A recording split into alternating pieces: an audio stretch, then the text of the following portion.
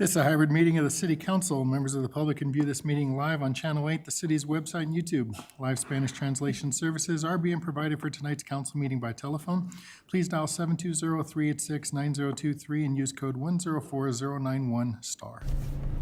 Se ofrecen servicios de interpretación en español para esta reunión del Consejo Municipal por teléfono.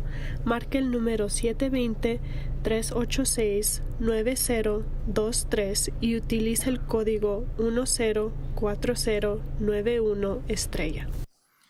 Thank you, Mr. Gibson. We will call the meeting to order. Ask the clerk to call the roll. Mayor Huseman. Mayor Pro Tem Alan Thomas. Present. Councilmember Madera. Present. Councilmember Chacon. Councilmember Noble. Present. Councilmember Hurst. Present. Councilmember Kim. Here. Councilmember Ford. Present. Councilmember Douglas. Present. Mayor Huseman, you have a quorum. Thanks, sir. Appreciate that. This time, I'd like to invite everybody to join us in a moment of silence and the Pledge of Allegiance.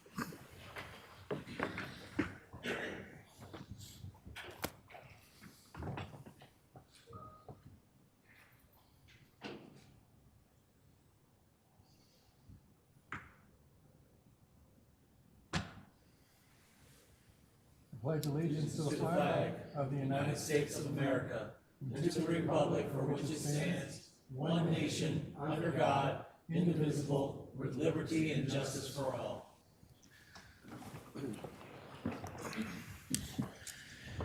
All right, at this time, do any council members wish to amend the agenda? Seeing no request to do so, I'm looking for a motion second to adopt the agenda. Mayor Pro Tem. So moved. Councilmember Kim. Second. I have a motion and a second to adopt the agenda. Is there any discussion? Seeing no request for discussion, we'll do a voice vote. All those in favor? Aye. Any opposed? The motion carries unanimously. The motion of the agenda is adopted. I'm going to move on to public comment. All public comment, except for those on public hearings, will occur now. Persons registered to speak for multiple items may speak multiple times. Council members may address public comments during administrative business. Tonight we have 2 virtual speakers. We'll start with Rana Sanchez.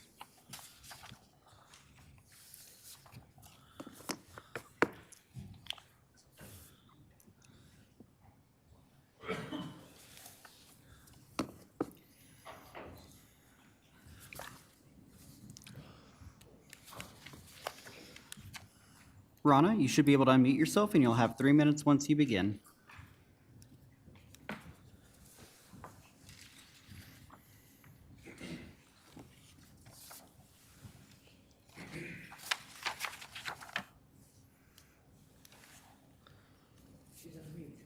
Yes. Rana, are you able to unmute yourself? Hello? There we go. We can hear you, Rana. You'll have 3 minutes Okay. once you begin. All right, thank you. Thank you for the opportunity to speak this evening. First, I'd like to thank the outgoing council members for their service. I know it is not easy what you do, which is why I don't do it. Mr. Craig Hurst, I've enjoyed serving on the Cultural Council with you.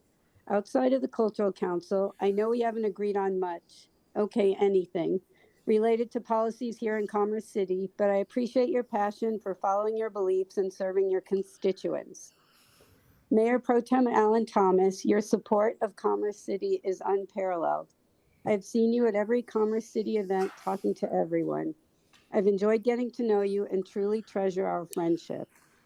I will never forget the meeting where the council was debating whether to continue meeting remotely or meeting in person.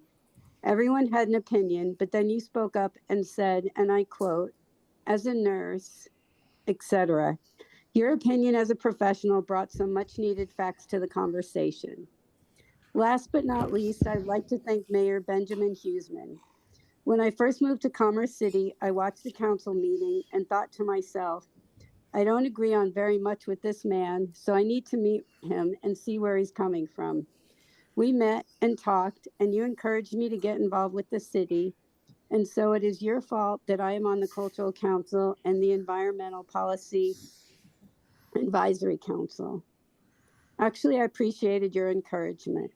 I would also like to thank you for that faithful evening at a summer concert a year or 2 ago when you explained to my husband and I the real story behind metro districts, and specifically the Reunion Metro District where I live, and the Malipa, and how the Malipa tied our hands so tightly. You explained about the master servant aspect. Again, thanks to you and My husband and I are now serving on North Range District 2.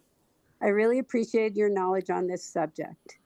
This provides a nice segue into my comment for the evening. Speaking as a resident, it is my understanding that there is a service agreement between Commerce City and the Metro Districts. My question is this: who is monitoring the agreement and making sure the Metro Districts, specifically the Reunion one, is being compliant? Who is monitoring the Metro District's budgets to see if they're compliant? Is there a staff member doing it? Is the City Council doing it? Are the Metro Districts being compliant? It is also my understanding that they're supposed to submit an annual report to you. My question is, have they, and are these reports available to the public? Thank you. Thank you, ma'am, for your comments this evening. Next up will be Trevor Steen. Trevor, if you're in the meeting and can hit *9 on your phone or use the raise hand function in Zoom. Trevor Steen. Mayor Huseman, I do not see Trevor in the meeting. All right, we will move on to our in-person speakers. First up is going to be Lauren Rombach.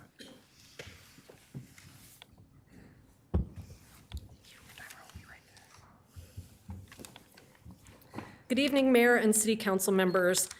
I am wholeheartedly in favor of Ordinance 2542 regarding pet stores.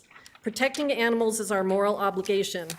Animals deserve to be treated with kindness, compassion, and dignity. This doesn't happen when puppy mills mass-produce dogs for greed. The 13 pet stores in Colorado imported more than 5,000 puppies in 2022 to be sold at outrageously high prices, usurious interest rates for those on a payment plan, and when the family gets a sick dog, even more expensive pet bills. Johnstown unanimously passed their ordinance last Monday. There are 15 towns now in Colorado that have ordinances prohibiting retail pet sales. 7 states and about 500 cities total nationwide have adopted legislation. Shelters and rescues here are in crisis. Why allow pet store owners to pad their pockets, perpetuating a fundamentally unethical industry while dogs are being euthanized? Legislation banning retail pet sales is where Colorado and the country is headed. This ordinance is something that can really help. Thank you very much. Thank you.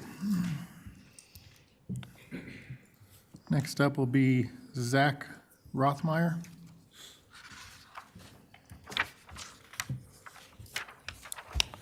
Good evening, Mayor, members of council. Zach Rothmeyer with Comcast, just here to answer any questions on ordinance 2550. Thank you.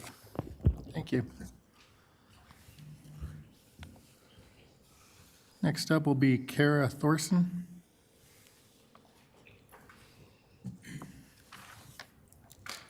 Good evening. My name is Kara Thorson. I'm here to show my support for the humane ordinance that would prohibit the sale of dogs and cats in retail pet stores. The advantages of adopting such an ordinance are plentiful. Let me paint a picture for all, paint a picture of what these benefits entail. Firstly, we're advancing animal welfare.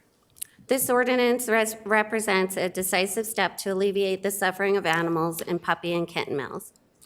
Next, let's take a look at the humane business model. Most Colorado pet stores have already embraced it because it makes good business sense. These stores focus on selling pet supplies and partner with rescues to hold adoption events in the store. The humane business model is more profitable per square foot of retail space, which means higher tax revenue for the city. Animal shelters are at capacity. By curbing commercial pet sales, we're actively supporting the animal shelter and local rescues, increasing adoptions and reducing euthanasia rates.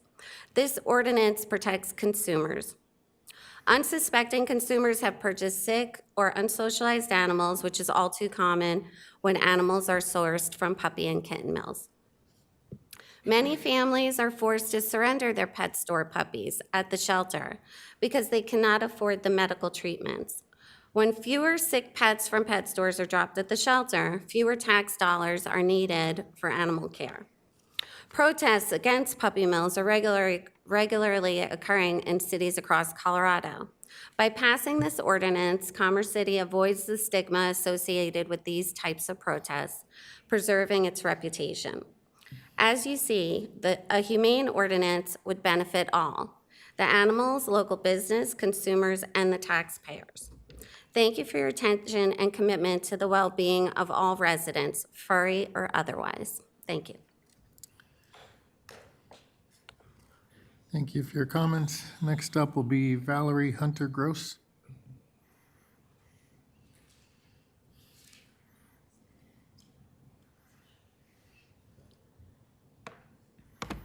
Good evening, Mayor and City Council. Someone asked me about a month ago, why don't we just shut down puppy mills? And there's a lot to know about them.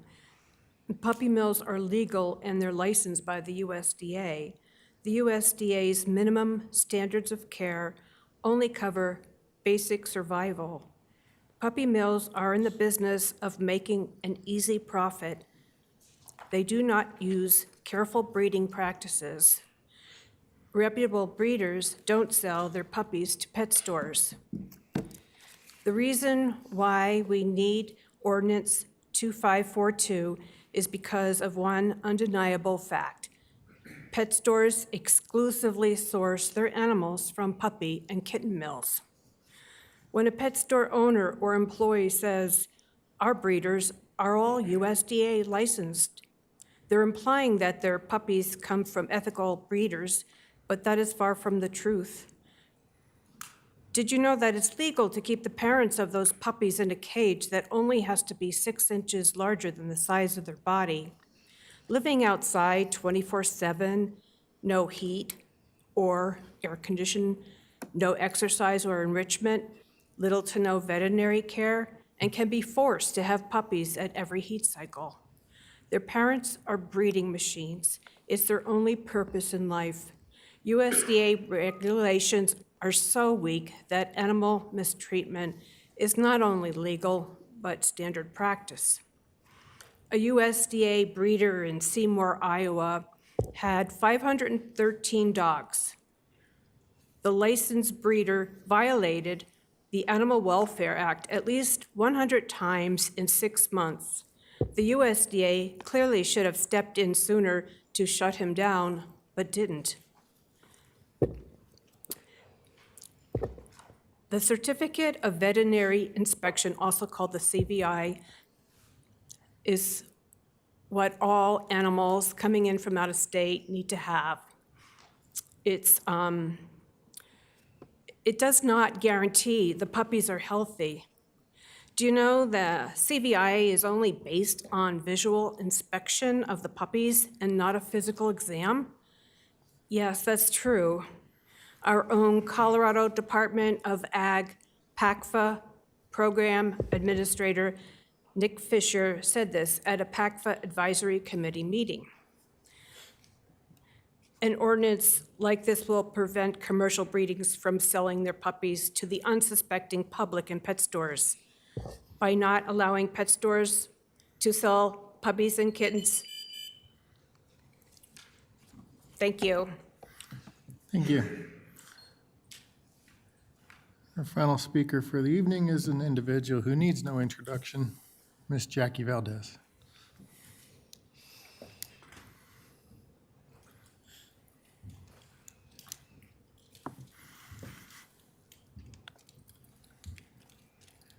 Good evening, Mayor and Council. I'm not going to take up too much time from you tonight. I did not know that that was on the agenda as far as the puppy mills, but I do have something to add to that. My youngest daughter happened to be one of the ones that ended up with the puppy mill puppy. I thank the Lord that we actually had a health credit card that I had applied for because one of my pups was a dog that we had gotten, and he was older, had cancer, and so I applied for it to be able to get some assistance with him in his passing. So I actually lent the card to my daughter, because if I hadn't lent her that card, that dog would have died. They tried to get the man that sold the dog to them, but he met with them at a restaurant and sold the dog that way. So they had no idea the dog had parvo. And she was very, very sick and almost lost her. Costed $1,000 to take care of that dog because she had to be put into the clinic, intravenously with fluids and stuff. So I don't know how many of you guys have animals, but it's something to think about, because if we don't put a stop to this, the world doesn't put a stop to it. Those little animals that we have and that we see are just going to suffer. They're just going to continue with suffering, And where's that right? We're humans, and we are purchasing them, and we're adding to the situation, and these babies are being brought into the world. They're not asking no more than a human baby is. We don't even have enough care for that either, but these are little animals, and they have the right to live and be comfortable and be warm and be fed and taken care of. And so it's just something to think about. One other agenda tonight is I've been in 2 different places in the last 3 weeks, and I'm very concerned about Commerce City. When you've got the homeless walking in and stealing right out in front of you in a restaurant, more than once it happened the same day. Wearing a big old chain around his neck, so no one was definitely going to approach him. I know I wasn't. I was so mesmerized by the chain, I couldn't even think to even do anything. And then I go Friday to pick up gas, and I walk in, and I see buckets and brooms everywhere, and the gas station just reeked of alcohol. And I said, "Did you have a leak of something?" And he said, "Yeah." He said some young kids from the middle school was in here, and they were stealing. And he goes, one of the customers walked in and caught him. He said, because we didn't see him taking the little bottles of alcohol. So he says when the customer caught him doing it, he said something, and they started throwing the bottles of alcohol at us. So we've got to get a handle on Commerce City, or we're going to be as bad as Denver. And Denver's pretty bad right now. The homeless situation, we've talked about it, and it's still continuously. Last night I had the gentleman that screams and laughs out loud on the side of my house the majority of the night with his bike and a little cart now, and he's going by and picking stuff up out of people's yards. And so I could hear him laughing. I heard the camera go off, and I could hear him laughing. I'm thinking, you've got to be kidding me. All hours of the night, from starting at 9 o'clock up until 5, 6 o'clock in the morning, they're out there, and they're stealing. But it's bad when you go into a restaurant or into a gas station and you actually seeing it happen right there. And the officers, they're so busy, they don't get a chance to get there as fast as they need to get there. So we've got to figure out something, because it's only getting worse, and to the point where somebody is going to get seriously hurt. And I hate to see that happen. Rather it be the homeowner or the person that's entering the property, or a restaurant or a gas station. But to have our children, our middle school children, in there doing that, and vandalizing and stealing, it's not good. It was bad enough with the homeless, but now the school kids, it's just something that we need to think about. We need to work harder with the police department to get a handle on this stuff, because if we don't, we're going to be in a lot of trouble. Thanks for listening. Thank you, ma'am. Appreciate your comments this evening. Members of the public were able to submit written comments online and by mail. Written comments were not received by the deadline. If follow-up is necessary, you should expect to be contacted by a staff member. Going to move on to presentations. We have the Veterans Commission update. I'll invite John Borgelli, Management Analyst, forward to give the presentation.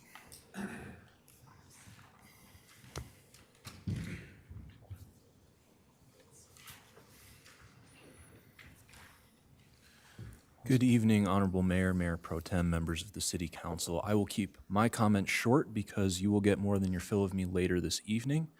I'd like to say that one of my duties here and one of my favorite parts of this job is serving as the staff liaison to the Veterans Commission, getting to work with this wonderful group of current and former military members who, even though they've already dedicated their lives to serving their nation, have also decided to dedicate part of their life to serving their community as well. We have with us this evening Mr. Kevin Reed, the current chair of the Veterans Commission, to provide an update. Awesome. Thanks, John. Yeah, good evening, Mayor and council members and staff. It's an honor and a pleasure to serve on the council, on the commission, and to come before you guys and speak to you all.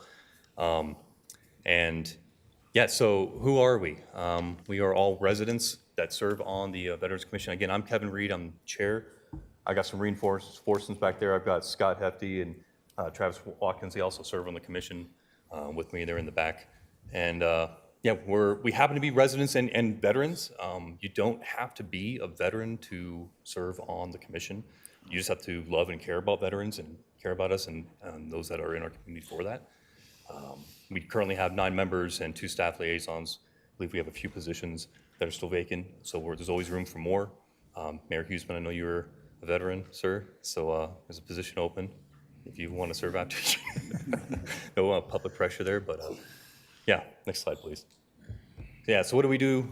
Officially, our mission statement is the Commission of City Veterans Commission advises the municipality on issues pertaining to the city's diverse group of veterans through establishing relationships, building veterans programs, and empowering veterans in our community. So layman's terms there is we try to be a voice for those veterans in our community, an interface between them and all of you. If we have any issues that we hear from the veterans in our community, we bring it to your all's attention. But we also try to keep them apprised of different services. There's lots of good nonprofits and private orgs and whatnot in the community, and we try to make sure, we find a veteran in our community in Commerce City that needs to get in contact with the VSO or so forth or whatnot, we make that happen. Next slide, please, John. So what have we done? So this commission stood up in 2020, so it's just over 3 years old. I've been on the commission the entire time since the beginning. And so we looked at each other and said, what do we need to do? Our first marching orders were, we'll get involved with the Memorial Day Parade, which was already ongoing. 2020 was a strange year because of COVID. So we had the ceremony at the Veterans Memorial at the beginning. But really, that parade's been going on for years. It's awesome. There's really not much, that we can do to enhance something that's already going great that you guys have been doing for decades. But we try to get involved with that, the Memorial Day Parade, specifically at the ceremony at the beginning of that. We engage at the resource fairs, public engagement at city events. So like if there's music in the parks, we try to have a table at every public event. We try to be there and have a presence wearing the shirt. And we try to, everybody that walks by, hey, you a veteran, you a veteran? Most people know, and we try to explain who we are. We get a lot of questions like, who are we, what do we do? And hand out coins and just try to engage with the public and specifically veterans and those who care about veterans. Veterans Day event. So this year, my understanding, this is the first time as the commission we try to do something for Veterans Day. It's in our name, we're the Veterans Commission, so I thought, talk to the commission, we're like, hey, let's actually do something on Veterans Day. And so this year, for the first time, we met out in front of here at the Civic Center at 7:30 for a flag raising. Also at 9 a.m., we had a flag raising gathering to salute the flag and honor our nation's flag at the Veterans Memorial at 9. And then for a couple hours there at Eagle Point, just hung out there, had donuts, coffee, drink, and chatted with some veterans there and others that care about veterans. Had some good food. I happened to do some oil painting on the side, taught some oil painting classes to the veterans as a good way to relax and have some good outlets for us, And then in the evening from 4 to 6, we at Bison Ridge Rec Center had some pizza and some drinks, and we're able to get in. And so we're just trying. This was just a first hack at it. We're hoping that we can grow and get a lot of feedback from you guys and veterans and others in the community how we can acknowledge and thank veterans and get them involved. Next slide, please, John. What will we do? So this is constantly, we're always asking, because again, we're only 3 years old, so we're trying to continually get feedback and solicit feedback from others, like what can we do? Well, planning a retreat, really what this is kind of what we haven't done in the past, but I think it would be a good idea, in January, February, we're going to get together and kind of spend some long hours one day and just kind of hash out a strategic plan of what we can do in calendar year 2024, and then maybe play some golf or do some kind of fun activity together as a building activity for us. But future public engagement events, we're thinking, we're not the only veteran commission around. There's other cities have them. Adams County has a Veterans Commission, and we'd like to start engaging with them, meeting with them. What are they doing? We don't want to reinvent the wheel if we don't have to. Maybe we can collaborate and pull our resources together and our brain power and make some things happen. Next slide. Thank you. Yeah, so it just so happens, Veterans Day formally was on Saturday, but we observed it here in our city and many other places on Friday. I just like to thank all veterans that have served. But specifically what I always like to do is emphasize thanking, if you can, try to thank the spouses and the children of veterans. Everyone, the one that wears the uniform or used to wear the uniform, we often get a lot of the accolades, but whenever I was deployed, TDY, or even working CONUS here stateside in long hours, the spouse and the children, they're just continuing on in the absence of their loved ones and wearing the uniform. And I don't think they get enough credit and thanks. So I would just encourage you all to, when you think of veteran, also thank the spouse and the children as well. And yeah, to the residents of Commerce City and really this council, you guys made this a priority. 4 years ago, we didn't exist, one of my veteran coworkers, I work in Aurora, and she mentioned that she just recently moved to Commerce City. I'm like, oh, I live in Commerce City. And she's a veteran, and she said, one of the things that really stood out to me is that they're very veteran friendly, up there in Commerce City. And she didn't even know I served as the chair on the city's Veteran Commission, but I kind of smirked and I was like, well, that's good, good to hear, good. And so that's really a testament to you guys and all the staff and everybody throughout the city. You guys are, these things do get noticed by the city and our residents that we're caring for our veterans. So that's all I have. I get open for any comments or questions you guys might have for myself or the commission. Thank you, sir. Appreciate that update. Does anybody on council have any questions? Mayor Pro Tem. Yes, I just wanted to say thank you also and for serving on the Veteran Commission, and want to thank all the veterans as well, and I appreciate what you're doing for the city, so thank you, and the veterans. Thank you. Thanks. Councilmember Noble. Yes, I concur. Thank you very much. I have a question. I don't want to put you on the spot, but thanks to Mayor Pro Tem Alan Thomas, we had voted for each of the commissions and boards to get $10,000 for the year. How were you able to make use of those funds, and have you been able to yet? Yeah, so we have made use of some of the funds. We still have quite a bit we may have used maybe 20%. I don't know. I don't want to throw percentages. I probably shouldn't throw the numbers out there, but there's a lot of opportunity for that. We have not used much of it, but again, we're trying to expand and seek out new opportunities to utilize the funds and be respectful and responsible with the funds you've given us. But we have not used a lot of it. Up to this point, a lot of the funds have been used towards purchasing, coins, veteran coins. I don't know if you have an opportunity to see them, but they're beautiful, they're gorgeous, and they range from ones that we can present to in special situations to those to thank them, to some other coins that are a little bit cheaper, but they raise awareness to veteran suicide, and so call numbers 988, there's the 911, but if you dial 988, and this isn't just veterans, but anyone out there who with mental health and contemplating suicide, it's a real issue for us veterans that we're trying to get a handle on, and we have coins that draw attention to that.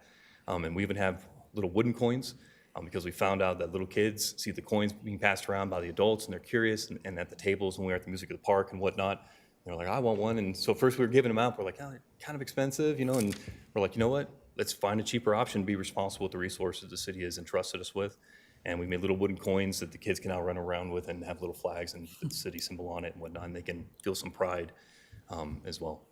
That's great. And I know when you're new, as you are, that figuring those kind of things out are challenging as well. And we'll make certain that that money rolls on with you and doesn't expire. And another thing we were thinking about, it wasn't on the slide, but I just thought about it, was this year in 2024, we're thinking about having something kind of like a veterans dinner. And we were kind of, again, we haven't laid any plans out. We're thinking maybe in June, right after Memorial Day, leading into the summer. There's veteran golf events that happen at our city's golf course during the summer. And so we're trying to think of having a type of a veterans dinner where some of those funds could go towards that, but where we can thank veterans, again, their spouses and their children, and give back and something like that. So that's another opportunity as well. Sounds great. Thank you very much, Commissioner Reed. Councilmember Douglas. Thank you, Mayor Huesman. Yes, I would just like to echo everyone else's sentiments, and thank you so much for chairing this commission. It has been such an incredible addition to the other boards and commissions that we have here, and such an important one. So thank you for your incredible sacrifice. Thank you for recognizing the families who also are right there with you, sacrificing as well. So I just wanted to let you know how much you're appreciated. And thank you for coming to all of the events too, and having a table there. Always notice your presence, and just the attitude that you bring in positivity. So I want to recognize the fact that I always see you there, and I want to thank you for being there. Thank you, ma'am. Councilmember Chacon. Thank you so much for your sacrifice, honestly, and for mentioning spouses and kids. Both of my boys were Navy brats. They were born during the Navy. And I remember my husband was gone. He went to 2 tours, and I got 1 email for the entire year. So I really appreciate that as well, too. I wanted to see how I could support correlating more mental health support, and especially housing support for veterans in Commerce City. I see so much of it with Indigenous vets. Recently, they started a whole fishing circle. So if you want to go fishing, or any way that we can implement other programs that can just be enriching, or just that type of camaraderie. We got a bunch of emails and calls this past Veterans Day for just a bunch of vets with suicidal ideations. So it was things like that that was pretty interesting this Friday. So in any way that I can help support, especially the intention of this committee, especially for Commerce City, because there are a lot of vets here. So thank you so much for just your representation and your sacrifice. Thank you. Councilmember Kim. Commissioner Reed, to Commissioner Hefty, and also Commissioner Huntington, thank you so much for actually showing up and being here. I got to say, you are definitely much better than the predecessor was on the Veterans Commission. And secondly, I think as a military veteran, well, before I get to that, I say that, we do have another Air Force guy here sitting in the mayor position that won't be a mayor for long. I think maybe the Veterans Commission might be a great opportunity for him to join if he'd like to.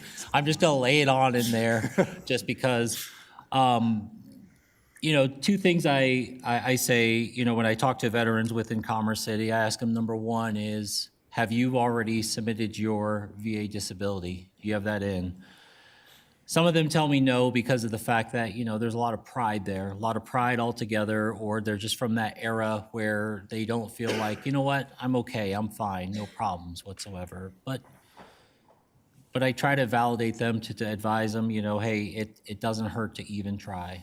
And then secondly, when they decide they want to press forward, well, back up, whether they decide they want to press forward or not, I talk about the Veterans Commission. Do my best to make sure that I get them in contact with you or with one of the other commissioners on the Veterans Commission. You had mentioned in the beginning of the slide, there's about 9 currently active serving folks on the Veterans Commission. What's the vacancy look like right now? We have, and I'll wait until Mr. Gibson yells at me for giving you the wrong answer, but I believe we have 2 vacancies currently. For members, there's a couple ex officio spots. Yes, we have 2 vacancies for ex officio and 2 member vacancies. That's correct, yes. So I would say I would encourage those, whether that's here here in the building, staff, whatever. If you have military veterans that are in the community, or even those that are maybe listening online as well, to please, I would encourage them to apply to be part of the Veterans Commission.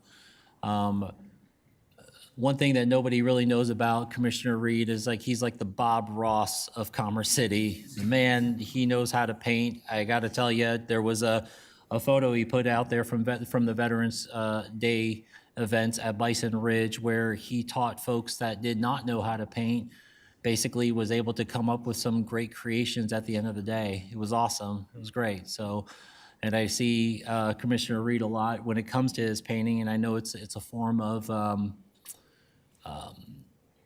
losing my mind here as far as what it's a form of therapy, because there are a lot of military veterans, whether it's today or later on in the future, who do end up committing suicide. There is mental health problems. It does exist. So bottom line is, I want to say thank you for taking the Veterans Commission to the next level.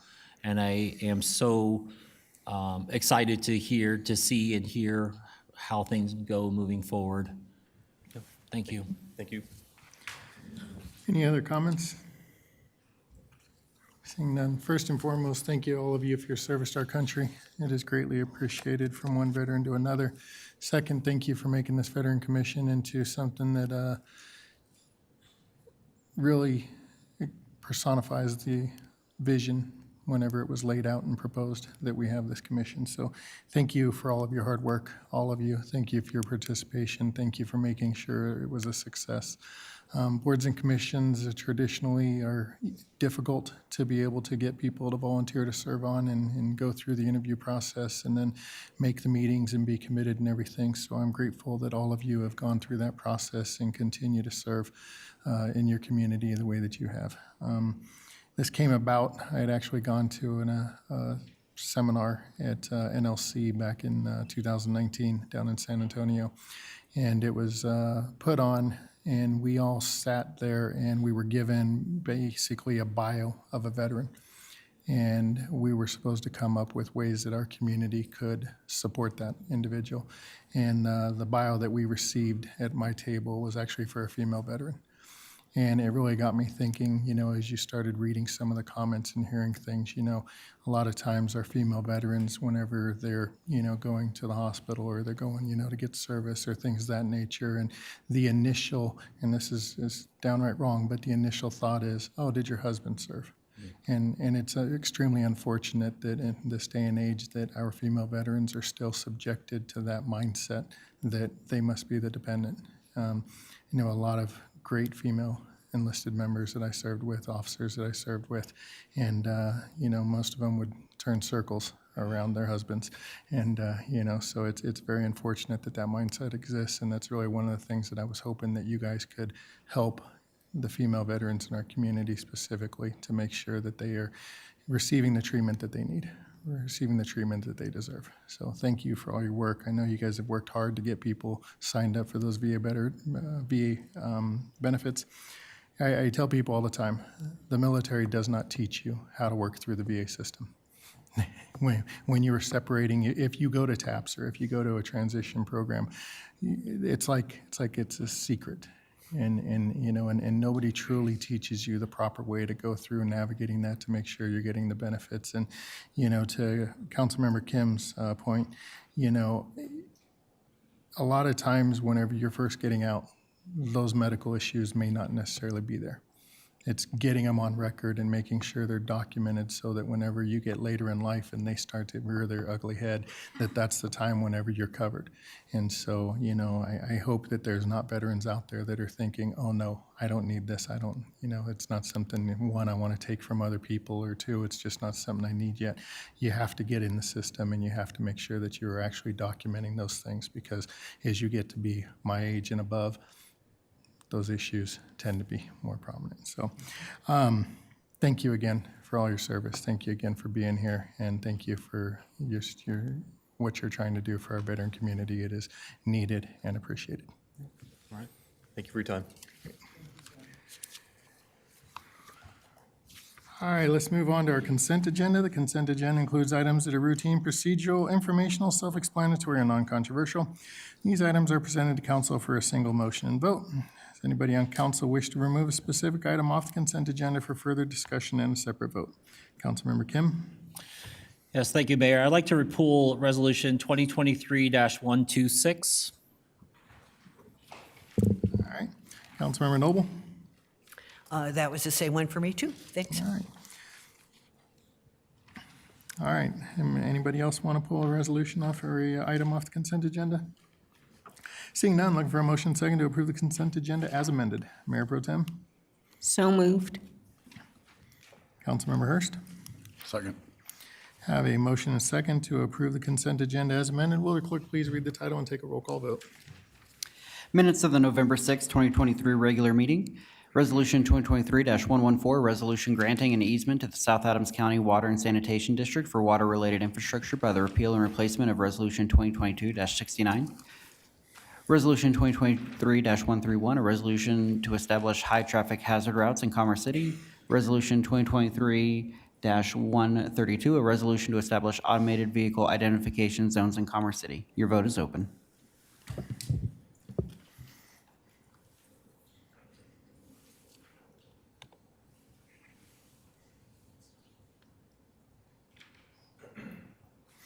All right, motion carries unanimously, 9-0. Councilmember Kim, you requested to pull Resolution 2023-126. The floor is yours. Thank you, Mayor. This goes to Mr. Rogers. Mr. Rogers, I'm curious about this, this actual piece of land that's being given over to 27J. Just wondering if you'd be able to provide some of the backstory behind that. It sounds like it's supposed to be a school that goes there, but what kind of school? Was there a land swap deal? What's the backstory? Thank you, sir. The backstory ultimately actually starts back in 2004 with the PUD, when the developer was coming forward with what we know as Second Creek Farms in regards to the land development code pertaining to meeting obligations to offset its impacts on schools and public parkland. It was negotiated at that time, 25 acres would be identified for public use. It was identified as part of a joint use facility between 27J, a elementary and/or middle school use with a neighborhood park. That was approved in 2004. Subsequent to that initial approval, the developer moved forward with a plat for that particular property and the adjoining development as well, in which, with that first filing in Second Creek Farms, it was converted to a tract, so an unbuildable lot at the time, until a point in time in which that lot would be necessary by the school district to begin advancing certain designs for being able to meet its overall build-out and vision. So in 2005, that plat was approved, creating an unbuildable tract for that future park and school use, which then in 2019, that plat was then further amended, which would be filing one, Amendment 1, to actually convert that actual tract to a lot.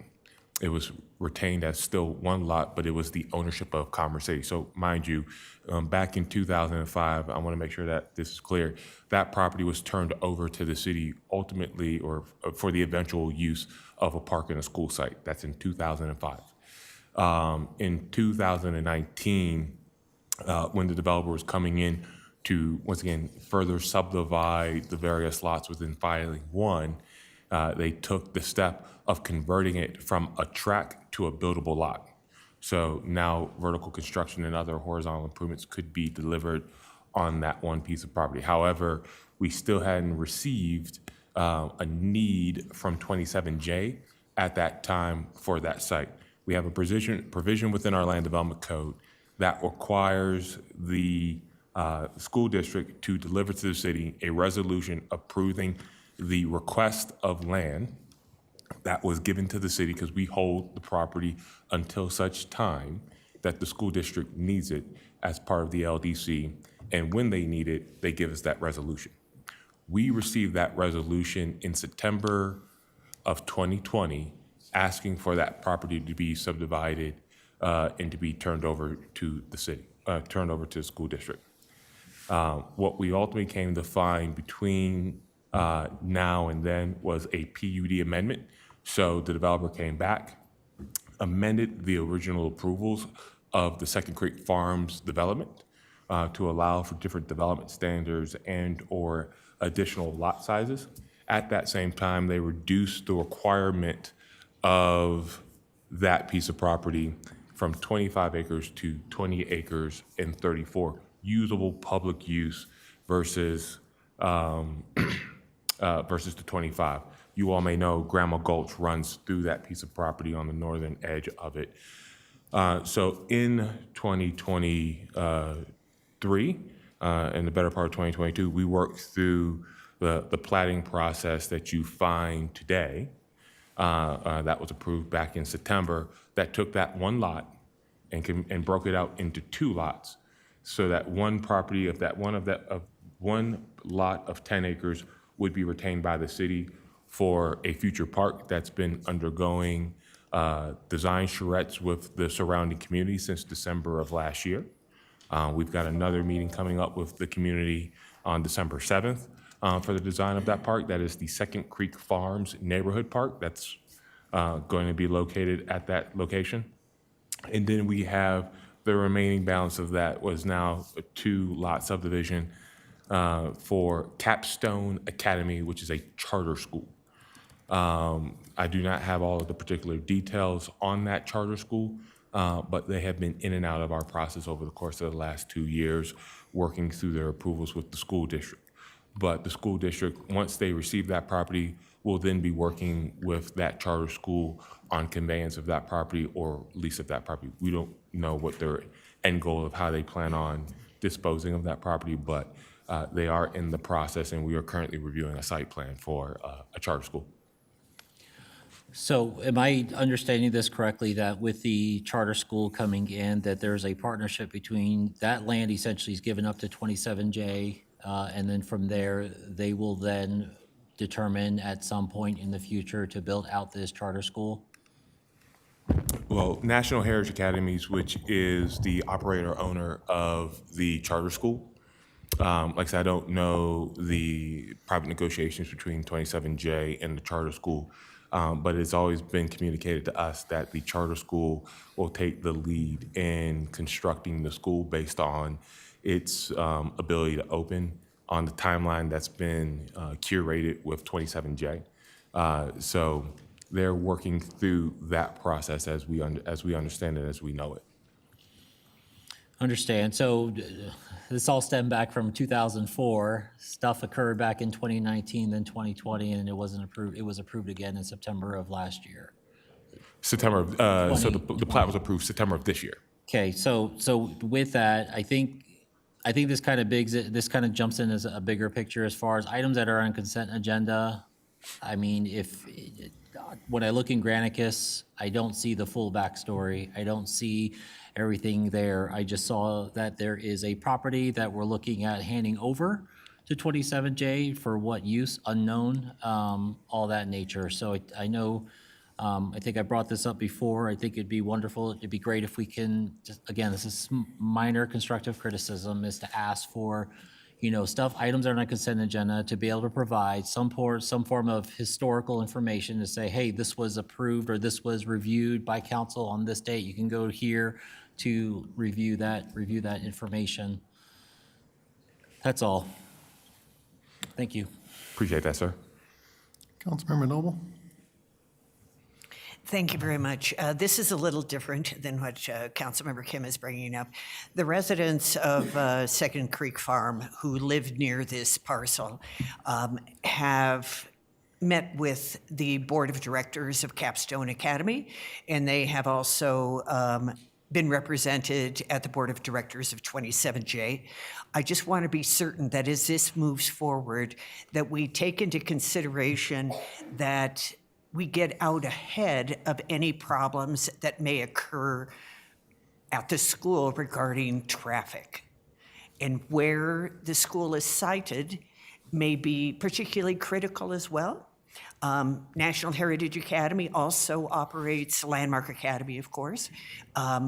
There is a bus that stops, a 27J bus that takes kids to regular schools that stops in that area.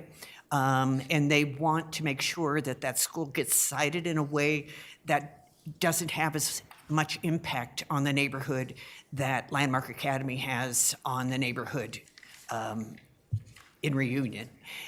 The other aspect of it is that that school is going to is going to obstruct their views of the mountains. And it is kind of a shame that that gorgeous view on the west side of all that property that backs up to the arsenal is given up to things like industrial warehouses, schools, and so forth, and that they may or may not have the view. So as you're working with 27J or Capstone, can we just make sure that we're taking all of that into consideration, that this existing community wants consideration also? I just wanted that on the record, on the public record, so that as we move forward, that's taken into consideration. Thank you. Councilmember Douglas? Thank you, Mayor Huesman. Yes, I'd like to concur with Councilmember Kim. Something like this, I don't believe belongs on the consent agenda. It caught my eye as well, and I had a lot of questions about what was going on here, and I went back and I did print out everything here. I remember actually speaking on this when, before I was on council, at a planning commission meeting as a citizen, having concerns about this. Can you tell me how it went from being unbuildable land to buildable? So we have a process, ma'am, that within the Land Development Code, a developer can elect to, at the time of subdivision, if it is already initially a tract of land or even a lot, they can take actions into defining it as a tract or a lot. Now, a tract, a simple way to look at it is you are identifying that at that period of time, unless there are some guiding documents that may have some prohibitions, like your PUD development, that may say there is a conservation easement on top that may prohibit the ability to build certain buildings or structures. You may, as opposed to turning it into a lot, you may best assume it to become an unbuildable tract, meaning it's going to stay in its natural case and not be anticipated for any future development. It was always anticipated that this lot was going to be built upon, but the timing of the decision by the developer as it was conveyed to the city, I can't speak as to the intentions of why they made it an unbuildable tract at the beginning, ultimately for us then to go through the process of having it be converted at the appropriate time to a buildable lot. That ultimately would allow for considerations of building, parking, and other necessary facilities on that. But a developer, a property owner is afforded that right of being able to convert property from unbuildable tracts to buildable tracts, unless there is some overriding prohibition that may be identified within the zoning or some recorded easements over top of that property. I still don't quite understand that, but I will let that go.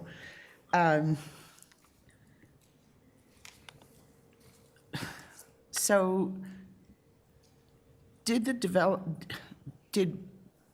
developer donate that land to the city, or did we purchase it? That land, as I understand it, was dedicated to the city as a requirement of the Land Development Code in negotiations for impacts of the residential development on 27J. Okay, so that was back in, 2004 when it was identified in the PUD and ultimately initially delivered to the city in 2005 as that unbuildable tract. okay. And can you tell me, you may not be able to answer this question, but why a charter school rather than, I mean, National Heritage Academy is a for-profit institution.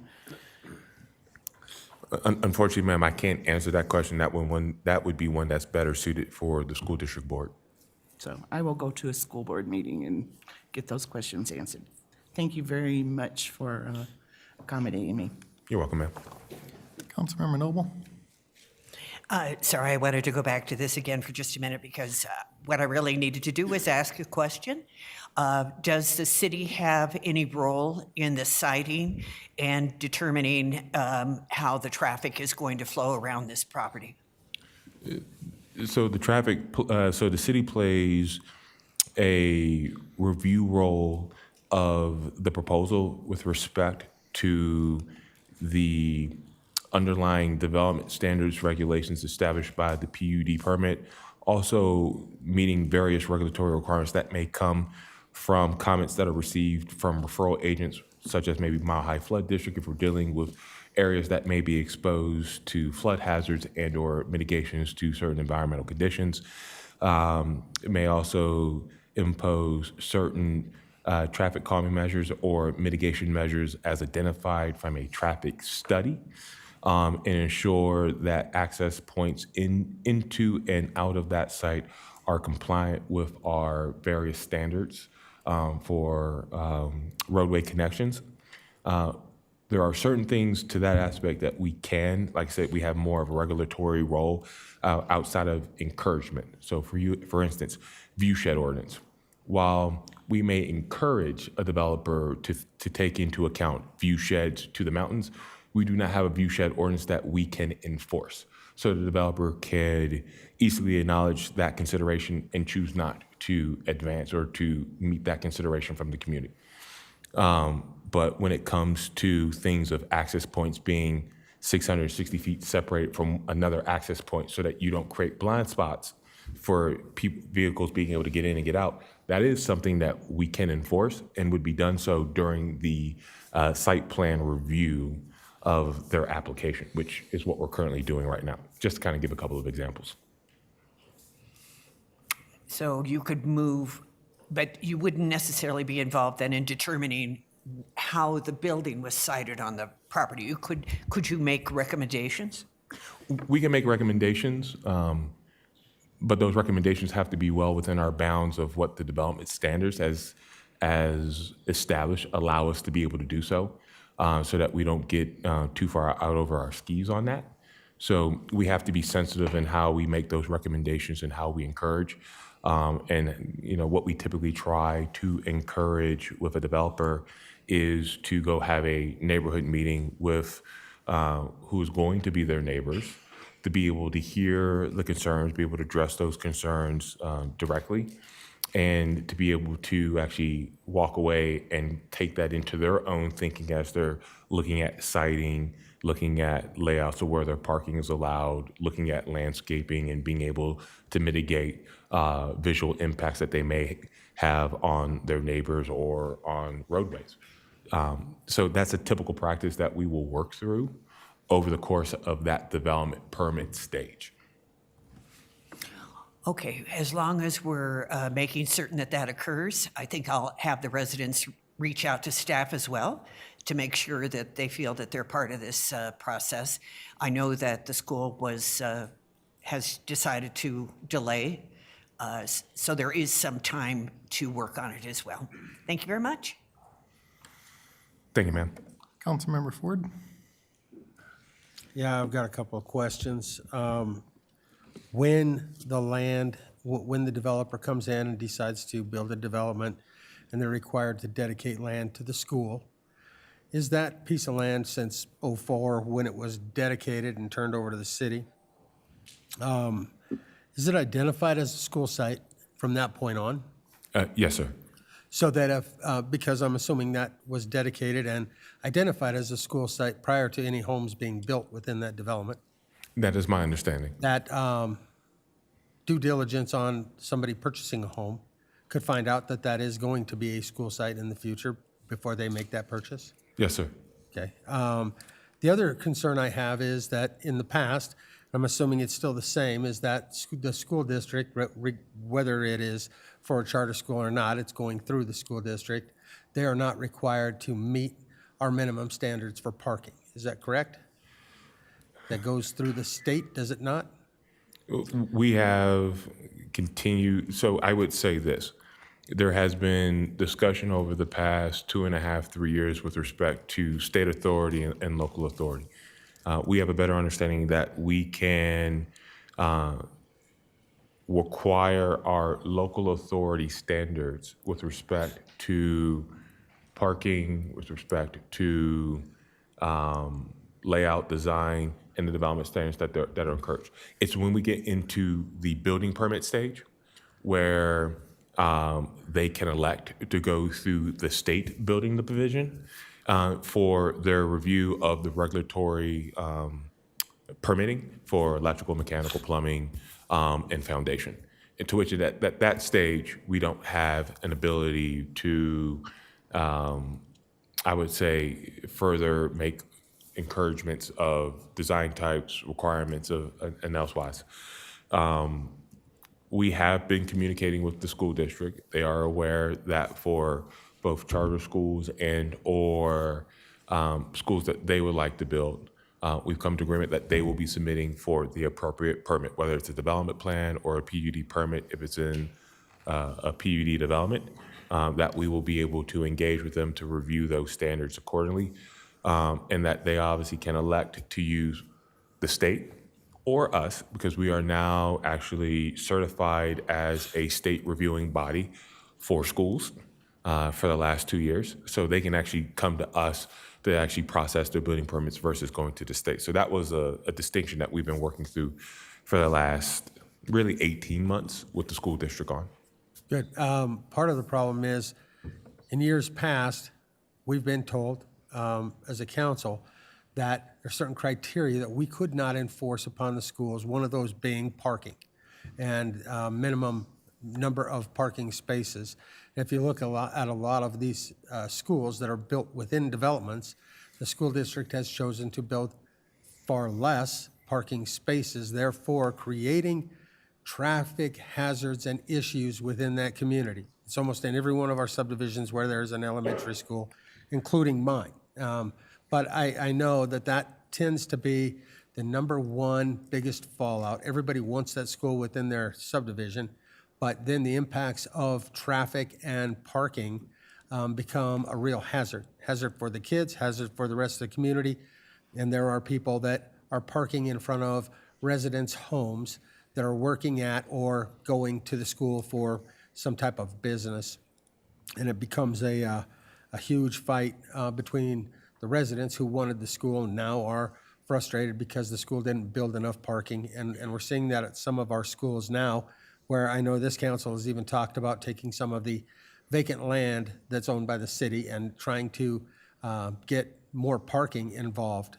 So the main thing for me is that as we're building these schools within these subdivisions, that we do our best with the authority that we have to create a good circulatory system and a good parking system within these developments, so that we have the least amount of impact on the residents that reside within that development. And that's why my reasoning for asking the question. Please keep me posted as to the ongoings that we're doing that to make sure that we try to perform that on all schools going forward. Thank you. Thank you, sir. We'll keep council apprised. Councilmember Kim? Thank you. I'd kind of like to Councilmember Ford's point, Landmark Academy, parking situation, the issues that we have there. Has that ever been resolved, by the way?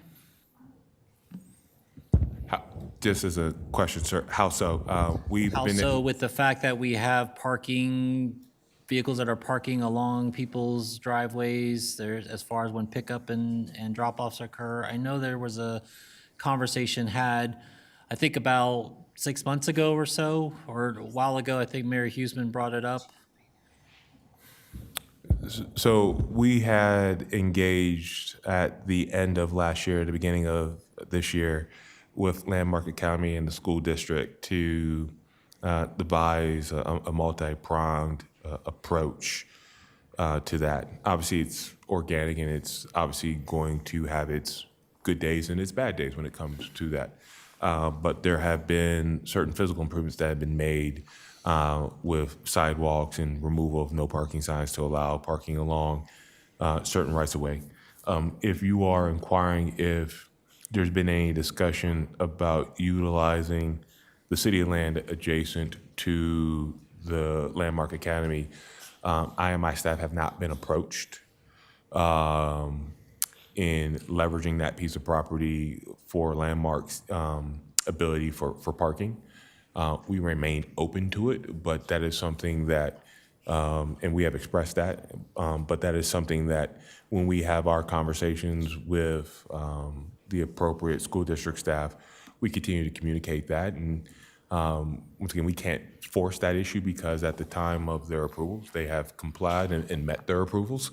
So, and it's one of those issues that as they continue to grow and they need that space, or if they need the parking, we're there to support them. So it's not so much, so let me back up here. Landmark Academy is a charter school, correct? Yes, sir. So it's not so much the parking. I could have swore, unless I'm going crazy here, that we had a conversation about the fact that how we had residents come forward to talk about the traffic situation that was occurring in that area. And the fact that I believe there was some direction that was provided, unless I am totally out of left field here, stated that we need to look into that. We have property adjacent to it that we could potentially utilize that. Sounds like to me that we're still in ongoing discussions is where we're at today. I wouldn't necessarily call it ongoing discussions. I would say we have put on offer, if they would like to use that property for parking, we're more than willing to engage with them on how to be able to accomplish that. In short, I can't force the school district or Landmark Academy in moving forward with constructing additional parking on our land. I got it. So I think my biggest issue is the fact that obviously moving forward, if this does turn into a charter school, and the fact that we do have more homes that are going to be potentially built out in the area, that we're going to run into another Landmark Academy situation.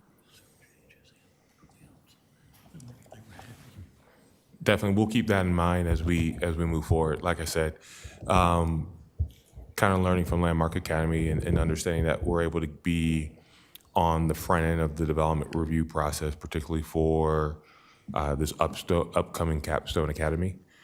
We can communicate those potential concerns of parking and obviously with growth of student population, as well as continue to keep working with Landmark as we receive complaints and issues. Like I said, I am actually very pleased with the engagement that we had over the course of 3 to 4 months with the charter school division of the school district, the actual principal at Landmark Academy, and our actual staff that went out and made various changes to locations of parking that would help, once again, not completely mitigate, but do a better job of the issues that we were hearing from the surrounding residential with Landmark, and continue to keep the door open for the property that we own next to it. Okay, so bottom line is I just want to make sure that we do everything we can to mitigate the fiasco we have at Landmark with this new charter school that would be potentially put out there.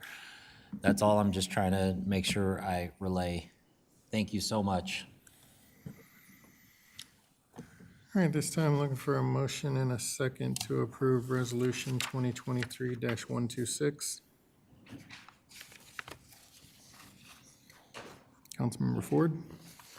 Make a motion to approve Resolution 2023-126. Council is seated.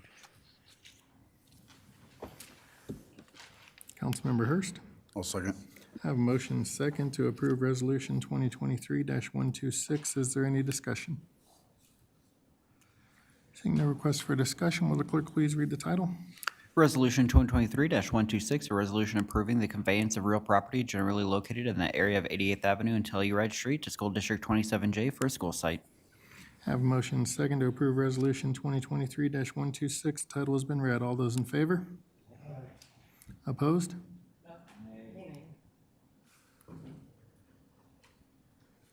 You're a nay. The motion fails 4-5. All right, this time we will recess the city council meeting. We have any URA commissioners present?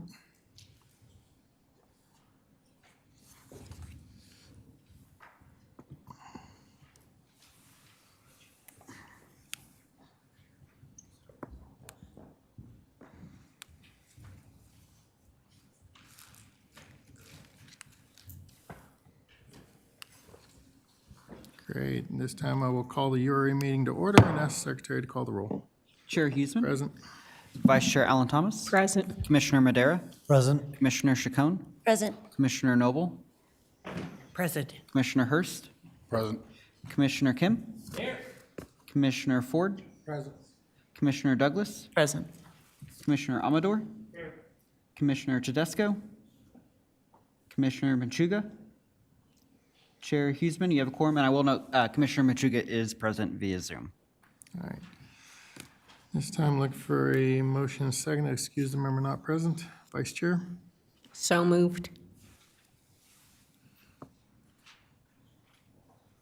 Commissioner Hurst. Second. I have a motion and second to excuse the member not present. Is there any discussion? Commissioner Kim. Question, has there been any discussion with Commissioner Tedesco as far as him not being here? No, sir. Everybody was made aware of tonight's meeting and agenda. We do not follow up constantly with them about attendance, but So this is not the first time. I think the last time we had a meeting, he was not here present as well. Is that correct? if my memory serves me correct, I don't believe he was here the last time, but don't hold me to that. Of course. Understood. Thank you. Have a motion and a second to excuse the member not present. Seeing no other request for discussion, do a voice vote. All those in favor? Opposed? Nay. Motion carries a whole lot to 1. We're going to move on to presentations. I'll invite Bill Aiken, URA Director, to give the presentation.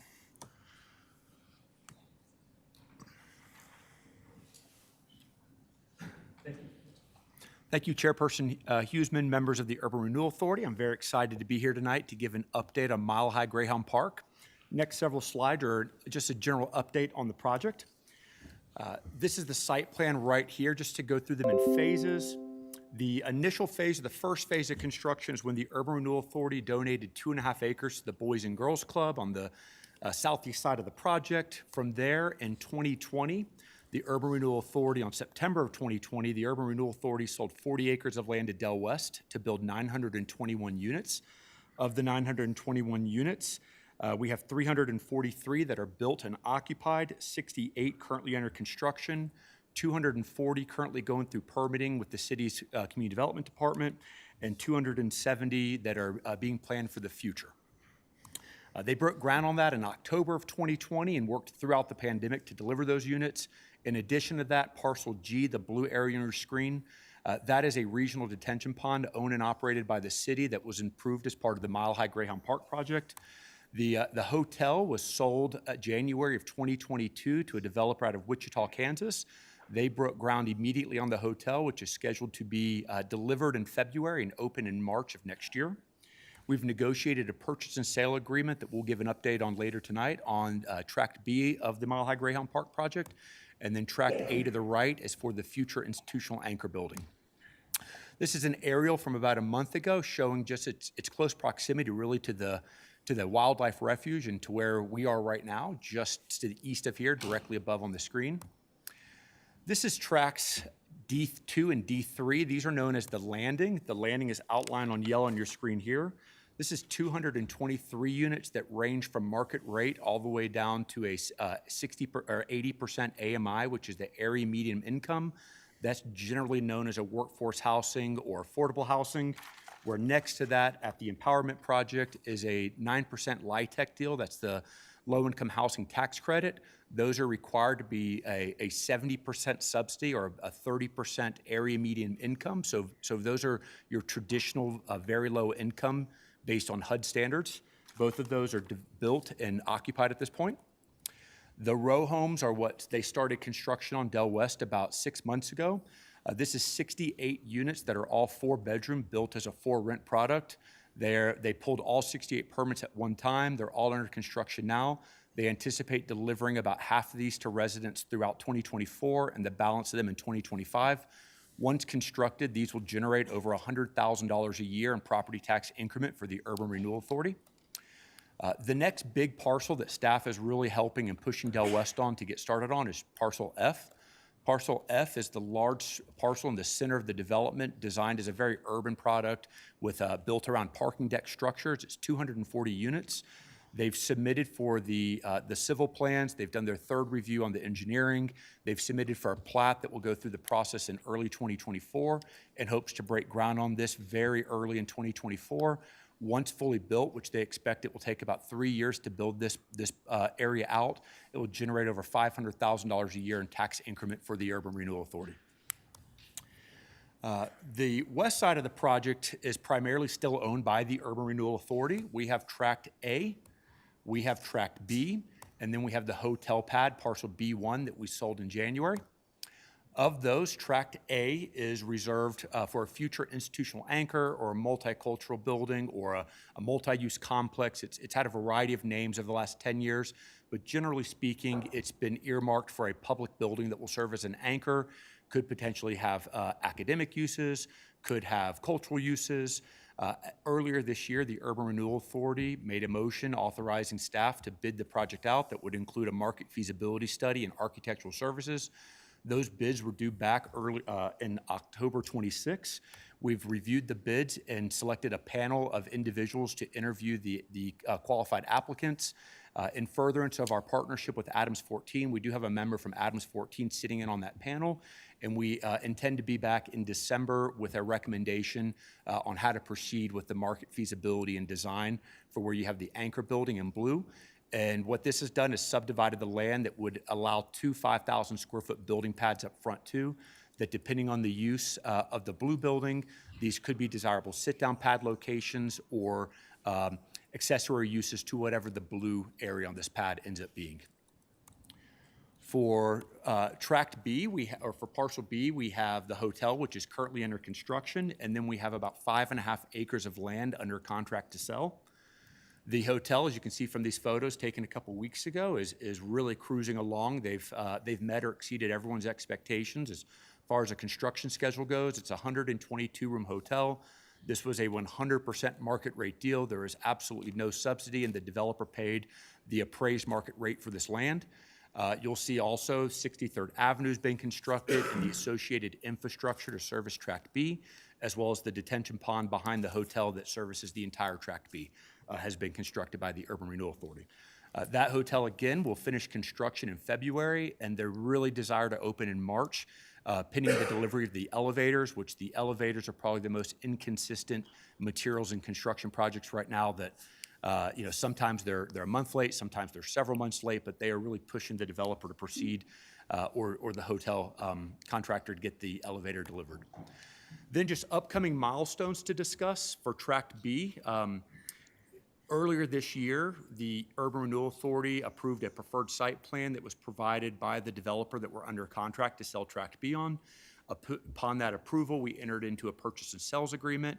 As part of that purchase and sale agreement, a couple of the upcoming milestones include that they are currently within their marketing final inspection period. It terminates or expires February 12th of 2024.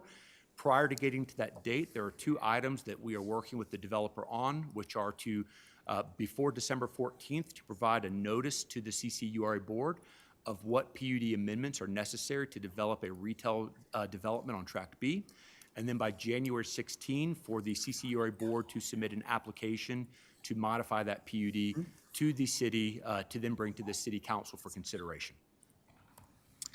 And with that, I'd be happy to answer any questions or hear any comments you have about Mile High Greyhound Park. Thank you. Does anybody on the board have any questions? Vice Chair.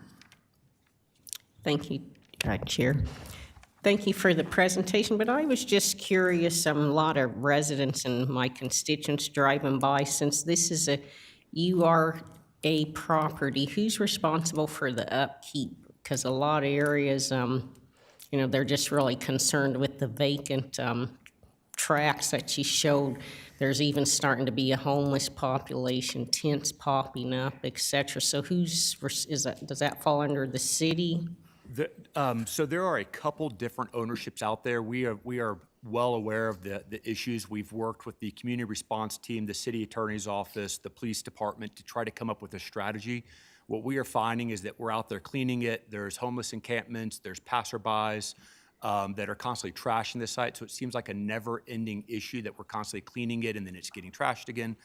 As far as the homelessness goes, we do have Sarah Geiger and Caitlin Quander, the URA attorney, here tonight, but the way that we have been advised to enforce the property, even owned by the Urban Renewal Authority, is the same as city-owned land. So it's treated almost as park space, where we can't necessarily force or require encampments to move. So we are working on other strategies that we believe will be successful in the very near future that are with signage and fencing and other barriers to try to prevent or to dissuade people from entering or going onto the sites. But right now, we're absolutely aware of that concern. We've been gripping with it really for the last year. It has progressively gotten worse, and we're going to be trying new solutions in the upcoming weeks. Okay, yeah, because I hope it's continues to be maintained, especially when the property's still being developed. And I noticed even the signs on the property, I guess it says like Dale West and all, people are starting to take those down. So, it's just really sad that we have like a new hotel and everything coming there and we have these issues, but just hope that gets addressed. Thank you. I certainly feel like we're obligated to protect the hotel's investment, Del West investment. We certainly want the area to look very nice. Okay, thank you. Commissioner Douglas. Thank you, Mayor Huesman. I heard throughout the presentation that there were opportunities for generation of income for the URA. Is that happening right away, or is that like after a 25-year? So the Mile High Greyhound Park is going to be in multiple phases. The phase that began in 2018 are essentially all of the residential that you currently see under construction.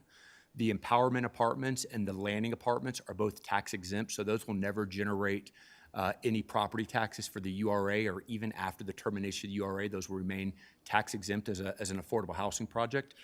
The other ones, the C1, C2, those are both fully built out, generating tax increment to the Urban Renewal Authority. That lasts for a period of 25 years. So that started in 2018 and will terminate in 25 years, at which point all of the taxing districts will share in those incremental revenues. So there won't be income generated for 25 years from the start date?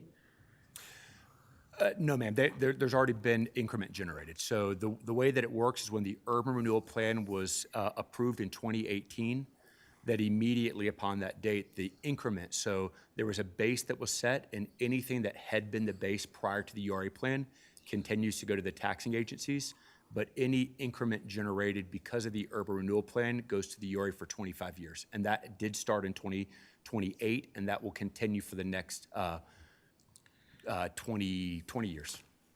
So the property taxes that are collected will go to the URA? That is the increment, yes, ma'am. So any base, anything that was created after the plan was adopted go to the URA. That's correct. Okay, I'm trying to wrap my head around how this works. Now, you just said that those two properties are tax exempt, but you also said in the landing that there were market rate apartments. Yeah, I'm not as familiar with the agreement, but there's an agreement between the Housing Authority and Del West where that project is a tax exempt project. Really?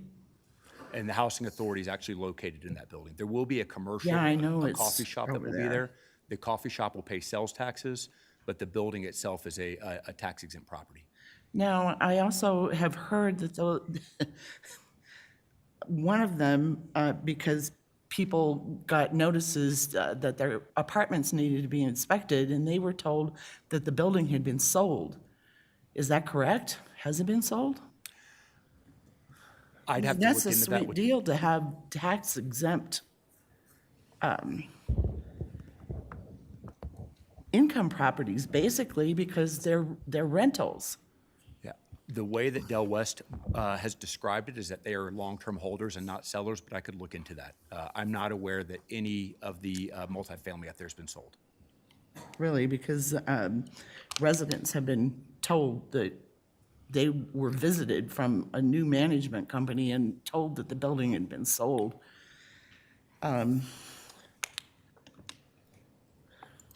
Wow, okay. Thank you.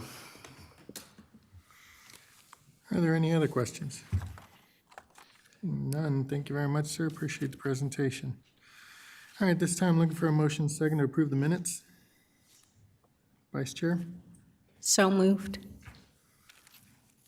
Commissioner Hurst. I'll second. I have a motion and a second to approve the minutes. Is there any discussion?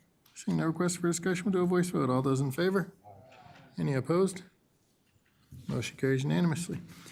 All right, now we have an executive session. Tonight we have on the agenda one executive session. I'm looking for a motion and a second to enter executive session pursuant to CRS 24-6-402, parentheses 4, sub parentheses E, for the purpose of instructing negotiators regarding terms of an existing sale of real property contract, specifically Track B, within the Mile High Greyhound Park. Vice Chair? So moved. Commissioner Madera? Second. A motion second to enter executive session for the purposes stated. Is there any discussion? Seeing no request for discussion, do a voice vote. All those in favor? Any opposed? Motion carries a whole lot to 1. We're now going to go into executive session. The URA will return from the executive session later. The meeting broadcast and recording will remain up with some beautiful music for all of you at home to listen to. The executive session is estimated to last approximately 30 minutes, but I'd give us an hour. And the executive session is going to take place in room 2308, so if y'all can join me going that direction, that'd be great.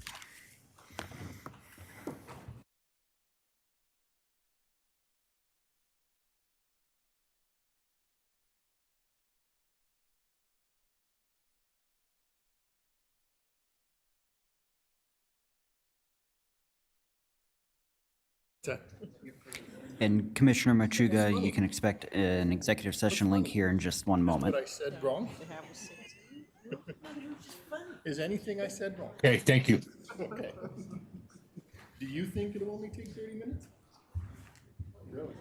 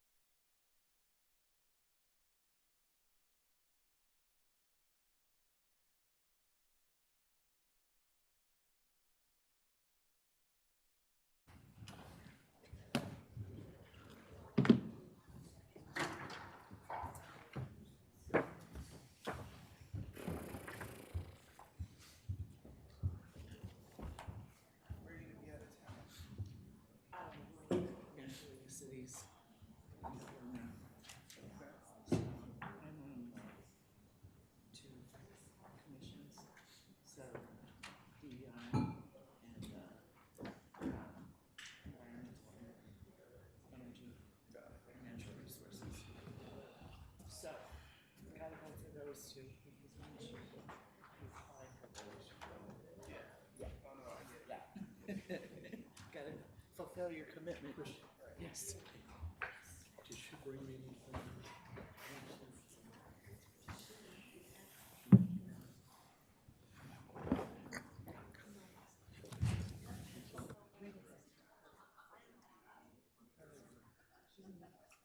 Just so long as I get it by the end of the year.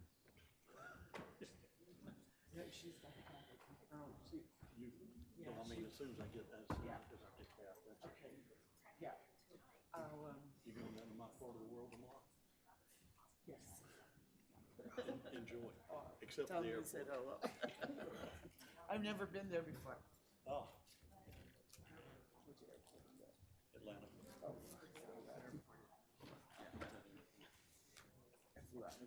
I'm sure Florida, by the way. We met. Seen you around. Yeah, I flew out of there with my kids. Years ago? I'm sorry? 2 years ago. I go way too much. That airport. I don't mind flying through there. It's when I have to go there and leave there. Leaving's not as bad. Get in there and get in there through security. Yeah, it's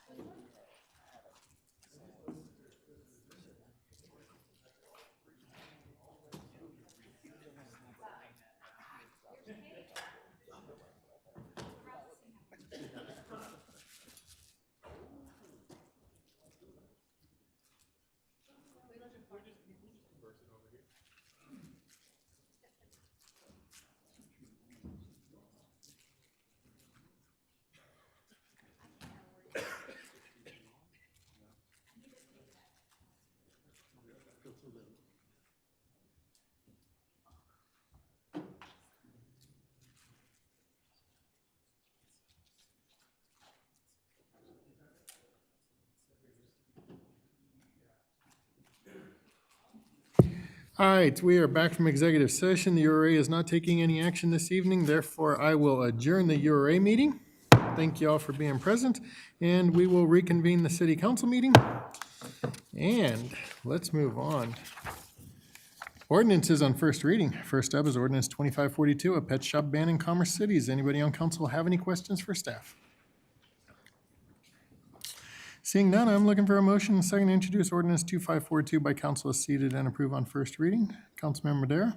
So moved. Councilmember Kim? Second. I have a motion and a second to introduce ordinance 2542 by council as seated and approve on first reading. Is there any discussion? Seeing none, I will take this moment to opine on my remarks on this. I am not supportive of this ordinance. There is not a single individual that came forward this evening to speak about this ordinance that resides in our city. This has all been a campaign by a group of individuals that go from city to city trying to get an ordinance like this passed because it's what they believe in. At no time have I heard from a resident saying, please ban the sale of pets. We heard one resident who did mention that there were health issues related to a dog. I know a lot of shelter pets that have had health issues as well that end up costing a lot of money, so I don't put a lot of stock in the fact that having this ordinance is going to prevent those kind of costs from being out there. But at the end of the day, the residents of Commerce City did not ask us to pass this ordinance. The residents of Commerce City are probably not aware that this ordinance is even up for discussion, and therefore I cannot support it at this time. Have a motion, a second to introduce ordinance 2542 by council as seated and approve on first reading. Will the clerk please read the title and take a roll call vote? Ordinance 2542, an ordinance amending Commerce City Revised Municipal Code, Section 4-1001, and adding new Article 5 regarding pet shops. Your vote is open.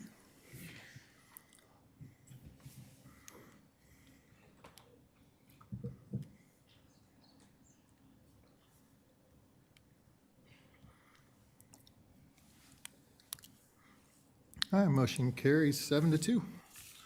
Next up, we're going to move on to ordinance 2549, Metropolitan District Regulations. I'll invite John Borgelli, Management Analyst, to introduce the item.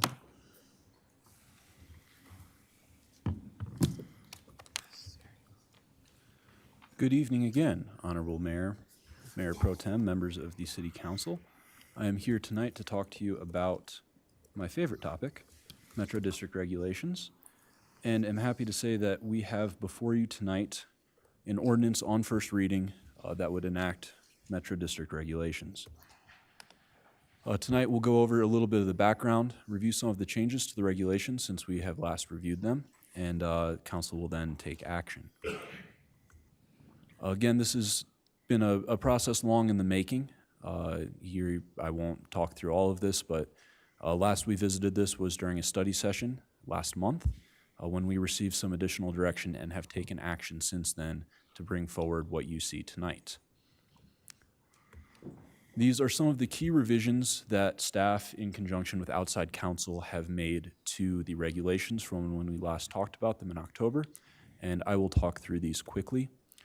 Contiguous borders. All districts must have contiguous borders, and there is a minimum size of 5 acres. There can be no approval for plans that have parent-child district relationships in them.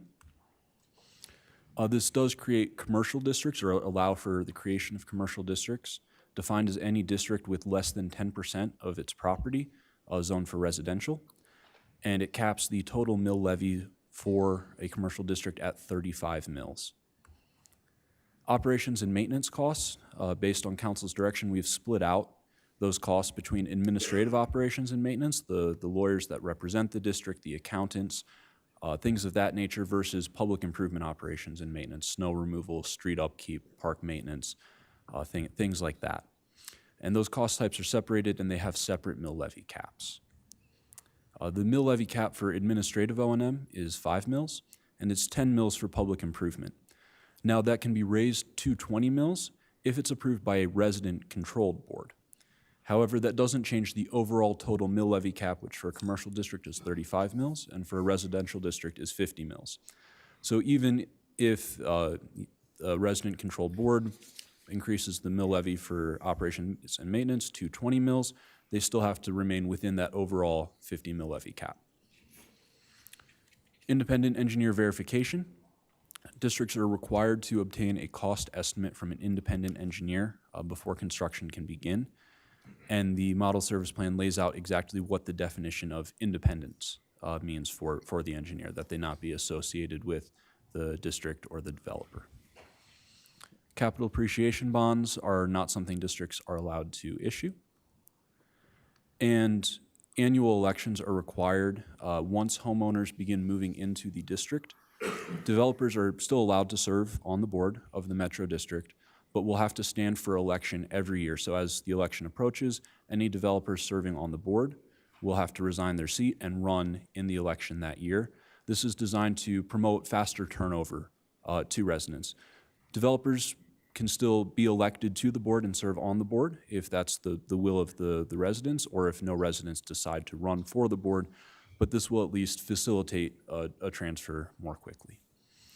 I'll pause there and ask if council has any questions, either for myself or for outside counsel, about the changes that we have and revisions we have made from when we last discussed this. Does anybody on council have any questions? Councilmember Noble? Thanks. I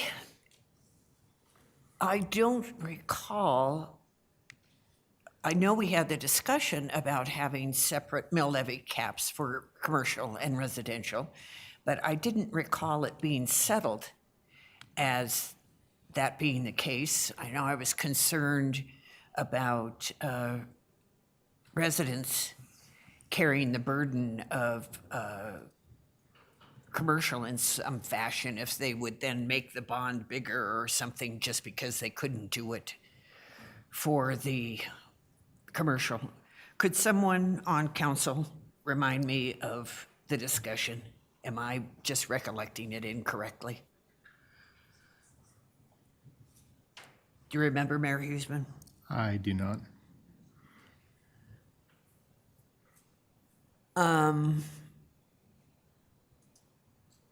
Okay, our attorney has arrived. Councilmember Noble, Dalton Kelly with Butler Snow. Good evening, everyone. So on that concern, the discussion was having a lower mill levy cap for what is deemed a commercial district. A commercial district under the regulations and under the model service plan is anything that has less than 10% Because there's not multiple district structures really encouraged or allowed under this, what would happen is there's just going to be a lower mill levy cap for that district due to the uniform mill levy requirement under the Colorado Constitution. If you're in a commercial district, residential and commercial will both only pay 35 mills. That would be the cap.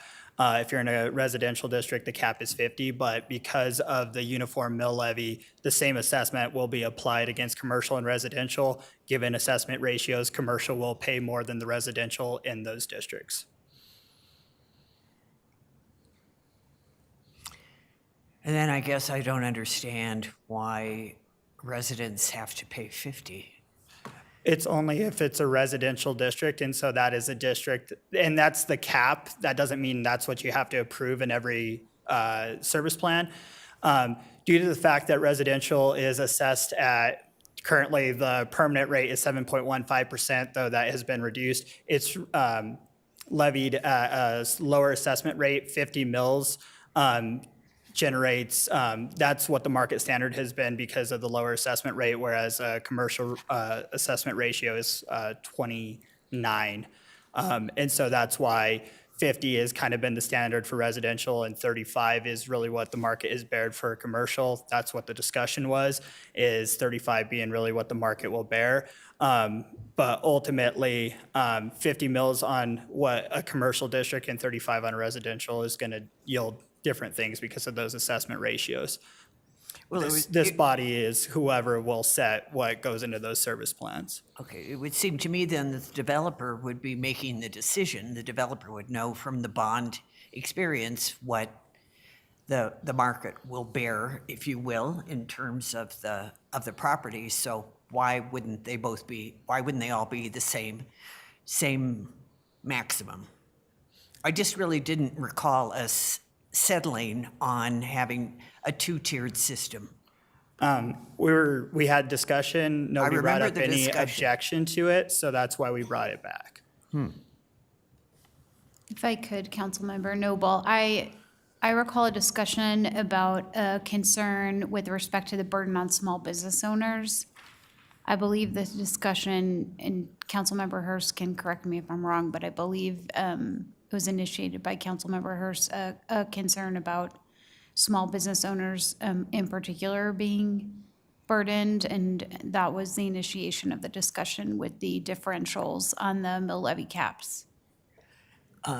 Councilmember Hurst, do you recall? Yeah, I just, in the town hall meeting, sorry, pushed the wrong button. Yeah, in several of the meetings that we had in this past year, we've just heard from business owners how much of a struggle it has been to maintain their businesses in some of the metro districts that are currently in the north, just being priced out of their building, and wanted to make sure that we're considering all of that when this discussion is ongoing. Oh, boy. I certainly remember the conversation, but at the same time, I envision residents priced out of their homes too, because of the mills. I just didn't remember that we settled on that, so I have reservations. And then I have another question, and this is for Mayor Huseman again. I think, Mayor Huseman, did you recommend the 50 mil cap? Do you recall? Because someone had asked me about the possibility of increasing it to a 60 mil cap, that it would be easier in the current economic climate to be at that level. I don't recall actually recommending a 50 mil cap. I think that's something that is a holdover from way back when we first started this conversation a couple years ago, that 50 would be the cap out there. That's accurate, sir. 50 mils has been a continuation of the discussion that was under Sarah's predecessor, that when looking at best practices, that the total cap between O&M and bond debt issuance being at 50 total combined. Okay. And one other question I had is, payment in lieu of taxes. Is that something that could be included in a service plan? And that would refer to, for example, affordable housing issues. We had a case of that happen to a metro district on 104th, and I think there's 6 or 8 buildings that are all affordable housing, and because there was not a PILOT in place, the homeowners were saddled with the debt. There is, my recollection and looking for the section, there's a part on if something's converting to tax exempt to require payment in lieu or similar arrangement. If a property is converting to tax exempt, I don't believe there's a requirement up front. That would be part of the original Metro District modeling and what came before the city council. But there is that requirement if there's something that changes over later to make sure that whatever was modeled and whatever was approved, we're not taking something out of the revenue stream. And so that should better inform what's coming before this council, an original proposal. I don't think there's currently a requirement, and maybe somebody else can let me know if there is, if they remember better, but I don't think there's a current requirement in this plan for an upfront one, but that is something that would show on your original modeling. So when they bring their financial plan, they should be able to show where the revenue streams are coming from, and if anything's contemplated to be tax exempt, a tax exempt use, that should be pointed out in the modeling. Is that something that a municipality can require in a service plan? I mean, it's a private fee that they got to put on. We currently have it in there to, that they are required to do that when something changes over. So clearly we believe that you can require that.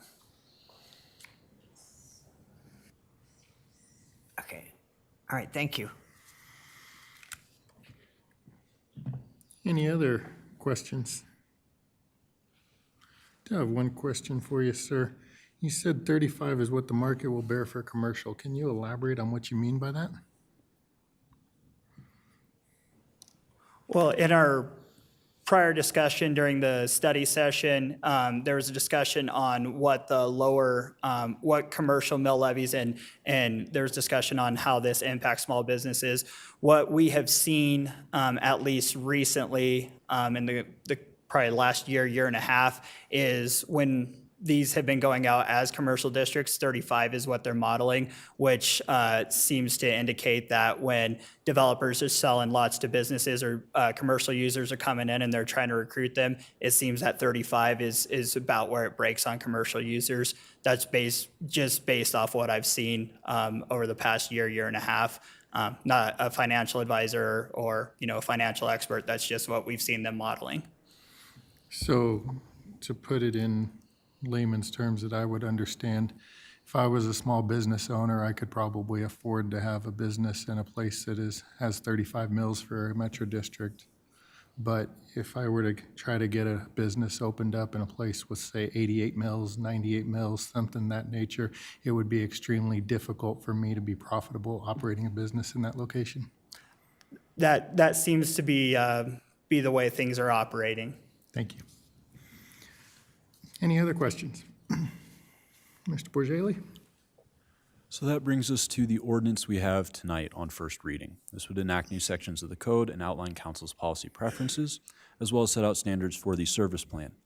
Now, the model service plan is included in your packet this evening for reference and is referenced throughout the regulations. It is not before you tonight for approval. Assuming that this body approves this ordinance on first reading, we will come back on November 27th at a special meeting for second reading of this ordinance, and at that time we'll bring a resolution that approves the new model service plan. That's typically, the model service plan is approved by resolution, so it only requires one vote, so we'll bring it at that time. Additionally, staff will also work based on council's direction to bring forward an ordinance to repeal the current moratorium on new residential metro districts. That's ordinance 2453. Thank you. Any other questions for staff? Councilmember Madera? Yeah, what's the reason for the special meeting? This is based on council's direction that this particular matter be settled by the current council in terms of timing and sequencing. We would have to have a special meeting on November 27th in order to bring this back on second reading to this current council. Councilmember Douglas. Thank you. So with the passing of this ordinance, then the moratorium would be lifted? Is that correct? It's included in this ordinance? No, ma'am. This ordinance itself would not repeal the moratorium. Okay. Staff will, at council's direction, prepare an ordinance that would repeal the moratorium. Okay, but that would be up to the council. That whether would they be up to the council to repeal it.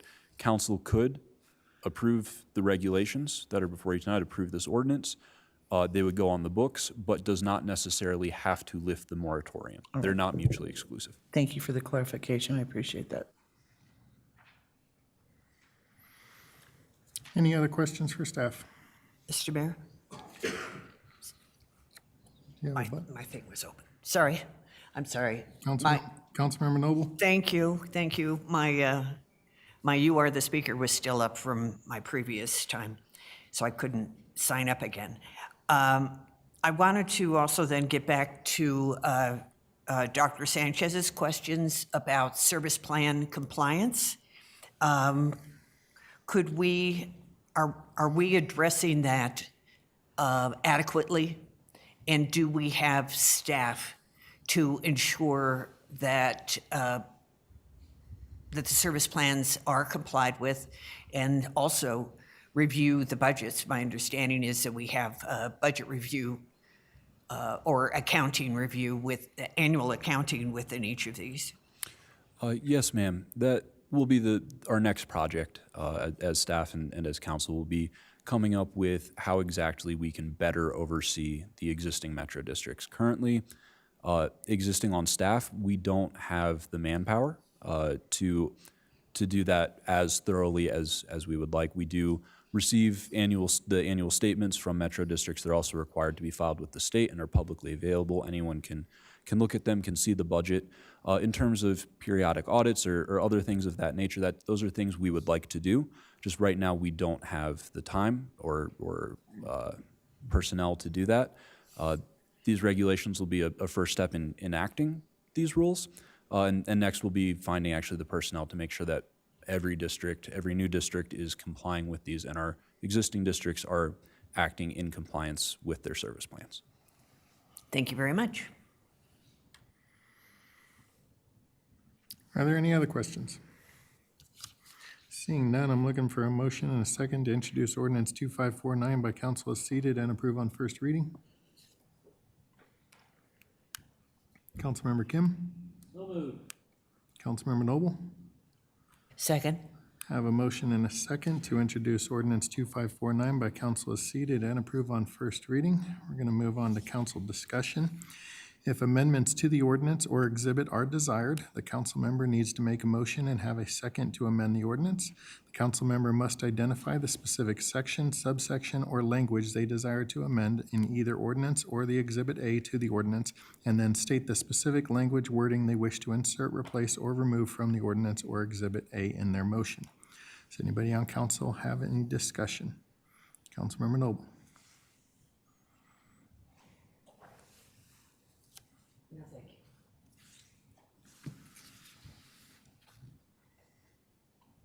All right, seeing no request for a discussion, will the clerk please read the title and take a roll call vote?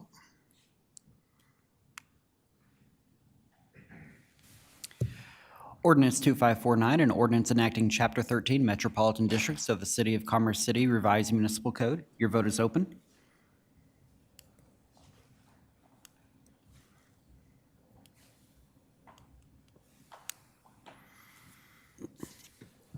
All right, motion carries unanimously, 9-0. Next up, we're going to have ordinance 2550, the Comcast Cable Franchise Agreement. Once again, Mr. Borgelli, will you please introduce the item? Yes, sir. I promise this is the last time you have to listen to me tonight. Before you tonight is ordinance 2550, which would approve the renewal of the franchise agreement between Commerce City and Comcast. Just very briefly, because we've previously only discussed this in executive session, just an overview of what we're talking about. Cable providers typically operate using the public right-of-way.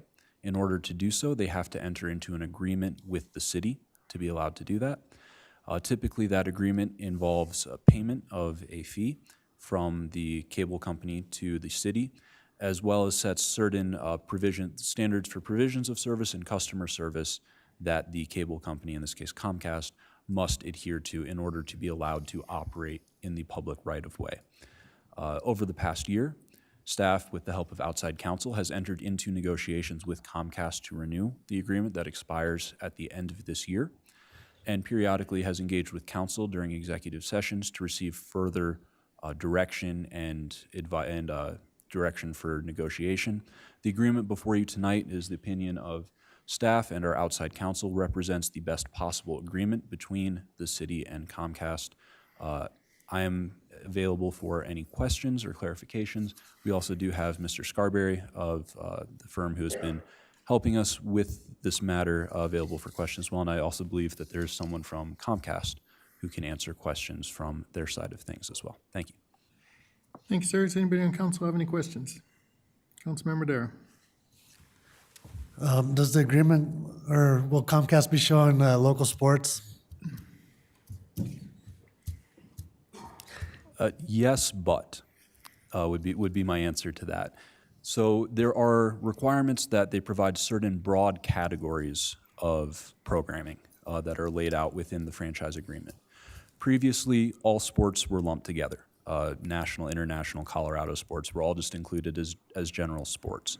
One of the major things that we've been able to negotiate with Comcast is breaking that out into having a national and international sports category and a Colorado sports category. So Comcast will be required to provide some sort of Colorado sports programming. What's that mean? Professional Colorado sports?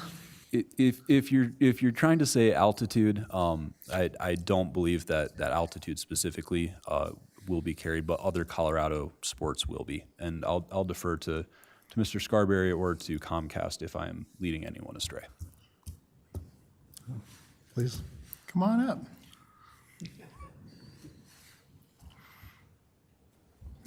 Thank you, Mayor, members of council. Zach Rothmeyer with Comcast. The council is advised correctly. We cannot be compelled to carry a private entity. We are in negotiations with Altitude, and we are compelled to offer Colorado sports programming, whether that includes a certain provider or a certain private entity. That's to be determined by the business case. Are you making progress? Yes, sir. And then my other question was in terms of reliability of your network and your cable network and aging infrastructure. Is there anything in here that guarantees, the quality of your network? Yes, sir. We do have reporting requirements that we send out to the city, as well as reliability. It's within the franchise that if there are remediation, if it is not up to what is in the franchise, the city does have methods within the franchise to recuperate from Comcast. Thank you. That's all my questions. How long have you been negotiating with the owners of the regional sports networks? With Altitude in particular, I don't know the full answer on that. I know we've just come out of some litigation with them. Is there anything in this that discusses Comcast or their authorized contractors entering a homeowner's property, even if it is not the property they are there to actually service? Yes, sir. Anything pertaining to that can be found in the customer service standards. If Comcast, or if any customer or any resident has complaints with how either the state of their property as it's been left, or if they were not properly contacted or notified, they can reach out directly to Comcast or to staff, and we, along with Mr. Rothmeyer, can work to resolve the problem. And what is the, for lack of better words, penalty for violating those standards? I would defer to Mr. Scarberry for the specifics of the language for penalties and how and rights that the city retains.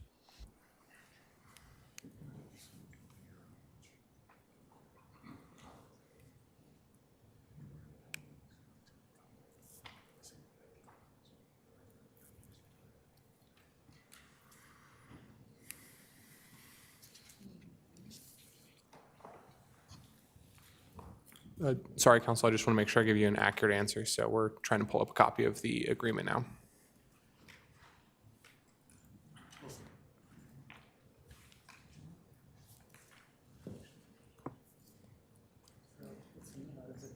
Section 13.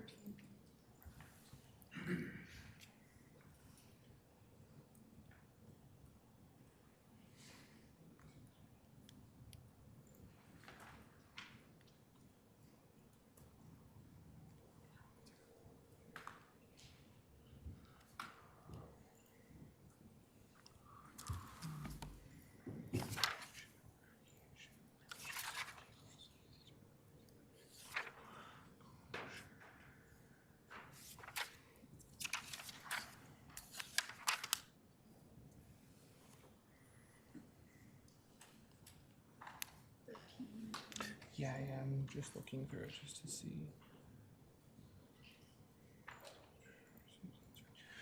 So under the terms of the franchise, the city reserves the right to any legal or equitable remedies available under the agreement or under applicable law. So in the event of a breach by Comcast, it would really depend on what the damages are from that particular breach, and then the city or the homeowner might be able to recover that. I'm sorry if that's not answering your question. Maybe you could be more specific. So let me paint a picture. Okay. My neighbor's cable goes out. The cable perhaps goes underneath my yard. Comcast shows up, their authorized representative contractor shows up, digs up my yard to replace a cable, and leaves. How do I get my yard fixed? So in that case, as a private citizen, your remedy would be against Comcast for the damages that were potentially caused. So if you had to do, say, extra work to put in money to repair the cost of your lawn, then you could potentially recover that from Comcast by potentially going to court. By what? Going to exercising those remedies. Again, here we're talking about the remedies a private citizen might have against Comcast for damage to their own property. Okay, but this is a franchise agreement. This is an agreement that the city is basically signing with the company, saying you are allowed to do business in our city. What rules are we putting in place to make sure that the scenario that I gave you doesn't happen?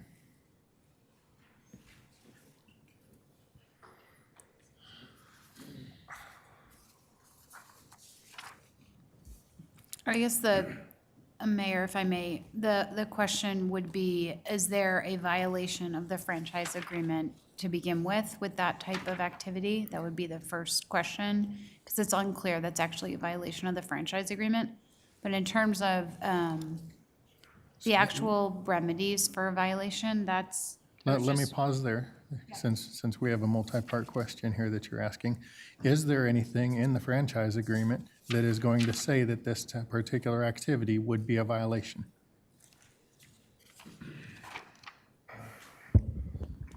To my understanding, we do not have any provisions, Wilson, within the franchise renewal agreement for protections on private property if in dealing with the scenario that the mayor has brought forward. That's my understanding as well. And I guess to carry on to the thought of what I'm hearing from the mayor, the threshold question I have is can we, as a municipality, local government, include certain stipulations or promulgate certain rules within the franchise renewal agreement that provides those levels of protections, or is that outside of our capabilities? Come on, Fred. Come on up. Yeah. Section 1017 of the franchise does have our remediation requirements. If there is a breach in the franchise, if in the case that you presented, it would be in the right of way that we would have access to. If we did not repair it to the standards, we would immediately have to issue a $25,000 letter of credit. I believe that's in section 5.4 of the franchise. And then as we go through remediation, that letter of credit would stay intact until both parties have been satisfied. But in the scenario that there are restoration provisions within the franchise. Okay, so I think we're going in the right direction. But then my problem comes is how much time and energy do I have to expel in order to get somebody to come out and fix the damage that they've done to my property to begin with? You know, unfortunately, and no fault of, or no, I'm not trying to single anybody out, but a lot of times whenever you call a customer service representative and you try to get a hold of somebody to deal with a situation, even a situation like this, not only are you going to deal with an extensive amount of time of being on hold, you're lucky if you can get through to somebody. And so you get to the point where you're just frustrated and you throw your hands up in the air and say, well, I guess I'll just go fix my property myself because I can't deal with the fact that this company is being unresponsive. So what in our franchise agreement is going to make sure that we have the ability for timely and effective recourse for a property owner who may be impacted by the not so kind activities of an authorized contractor?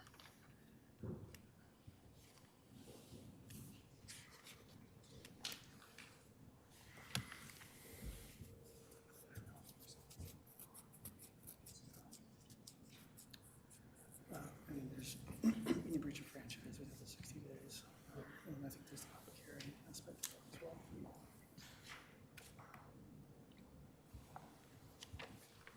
Can you clarify your question again, Mayor? I guess I'm just confused as to other than what remedies you were hoping the franchise would have other than the sort of monetary compensation that we've talked about so far.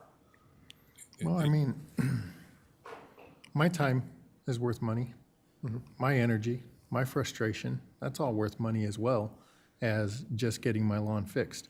It's the time I got to spend on hold, waiting to talk to somebody in a multi-billion-dollar company. It's the time that I got to spend documenting, showing pictures, doing all this other stuff. All this all adds up. So where's the one-stop shop that, hey, this authorized contractor running around with another company's sticker on the side, a magnetic sticker on the side of the door, caused damage to my property, all in the good nature of trying to get somebody else's service restored? Where's my recourse as that person whose property was done to be as simple as possible so that I'm not having to expel hour after hour of my remaining life trying to get this remedy fixed?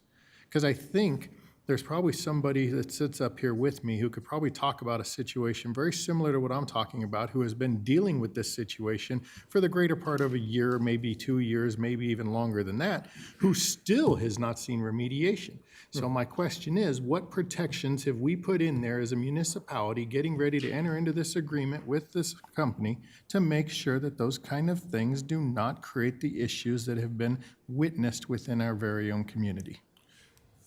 So one thing I'll add is, Mr. Rothmeyer earlier spoke about the letter of credit that Comcast is required to maintain with the city to, that money can be drawn against if there are issues like this. In this franchise agreement, we have provided that the city of Commerce City can draw against a larger letter of credit that is maintained with the Colorado Communications and Utility Alliance. So to the extent that citizens in Commerce City, not just one citizen, but maybe multiple citizens are dealing with these issues with Comcast, there's a larger bucket of money that is available to help redress the claims that these citizens might have against the franchise, or sorry, against Comcast, that are the kind of claims you're talking about.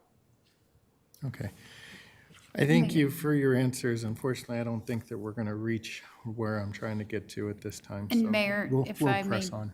just add, if you look actually in that section 5, D, 5.4 D4, there's a reference of a failure to comply with the customer service standards of the grantor, which would be the city as the same may be amended from time to time by the city council acting by ordinance and resolution. And assuming the customer service standards, just doing a quick search for that on section 6, were violated, and the specific examples you're giving are potentially fall within that, the remedy would be there. But as a general rule, the grantor is the city, and so the damages with respect to a violation of the franchise agreement would be the city's damages for overall allowing access, for obviously the right-of-way for Comcast. So I'm not sure if that helps a little more, but there isn't a ton to do in granting the franchise with respect to necessarily protecting all of the residents and their private property. But there is at least the reference to customer service standards, which I think is where you were going. Thank you. Councilmember Kim? Thank you, Mayor Huseman. So I don't, let me give you a very real scenario. 2 years ago, and I don't know, maybe I'm the third person that, rather than the second one that Mayor Huseman's talking about. 2 years ago, my property, my backyard, I had to go and get Comcast out there because we had internet issues that were connected into the home. In turn, it ended up affecting the actual internet itself when I had Comcast. I don't have Comcast anymore. Part of that, they came on out, they actually went through and dug up the cable, right? I think it was fiber that led into this green panel box that was actually on the opposite, on the back side of my adjacent property owner's home. That cable, of course, was in an orange plenum form of covering, right, sheathing, essentially. And that whole area was pretty much up. Like, it was not buried, nothing. They did take care of the part where it led into the ground, into where the box is located on my side of my home.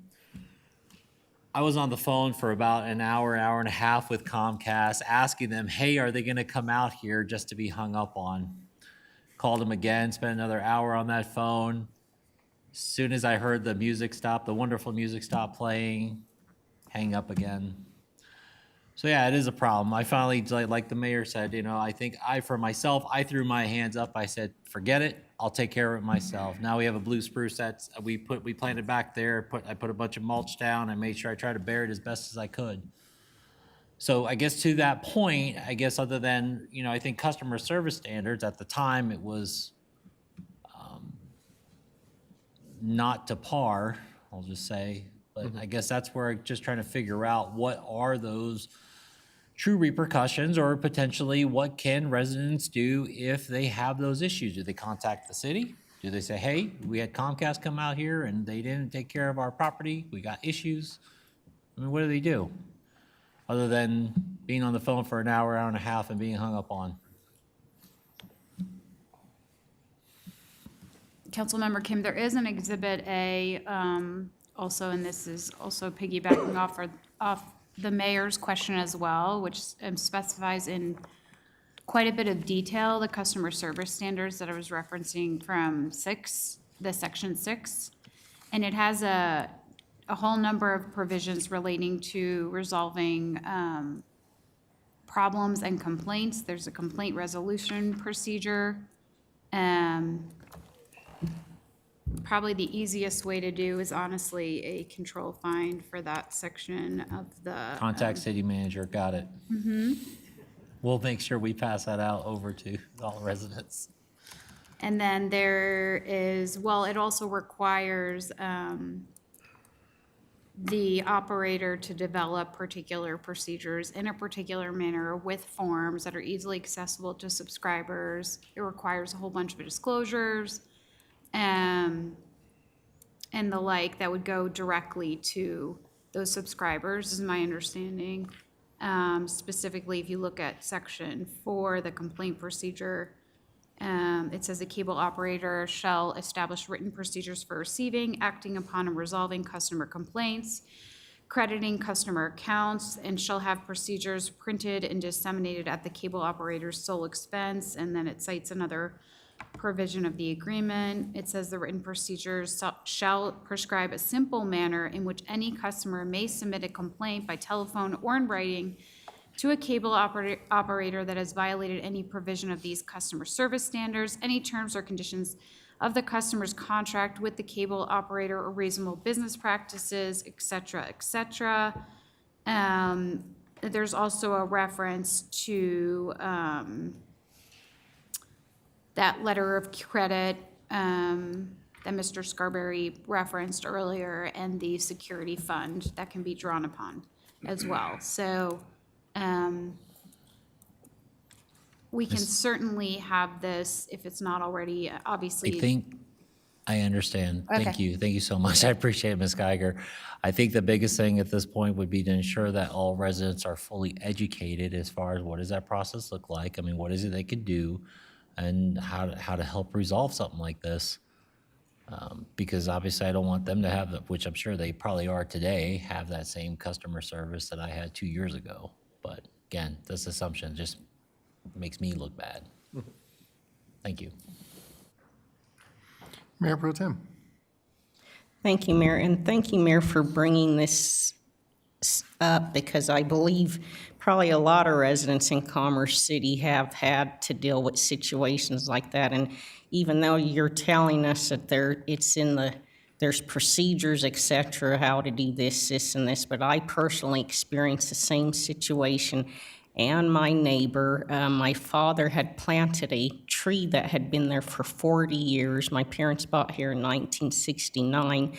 One day, a Comcast contractor that just came, luckily we heard something drilling and digging. The neighbor they wanted Comcast into their yard, so they dug up the neighbor's yard, which is still not repaired, to access from my father's yard to get to their house. It was a horrible experience, especially seeing something my dad had planted 40 years ago being dug up. We went out there, tried to get them to stop. They claimed they notified us, and they explained to us they didn't speak Spanish, and or speak English, I'm sorry. Then they continued to dig. We had to call a Commerce City police officer to get them to stop.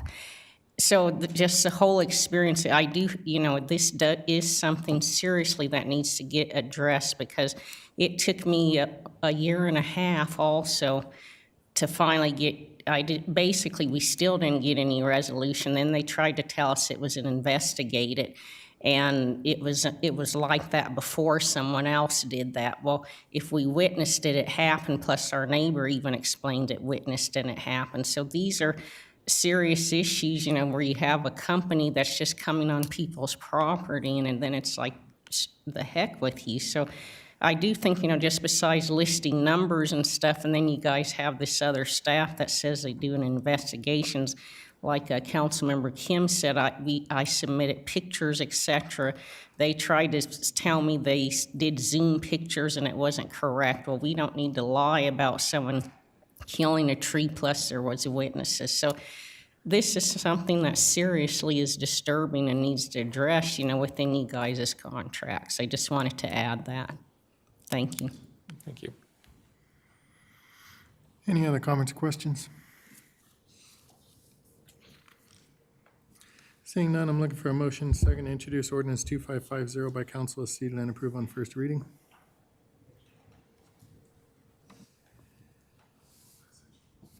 Councilmember Dara. So moved. I have a motion to introduce ordinance 2550 by council as seated and approve on first reading. Is there a second? Councilmember Hurst. Second.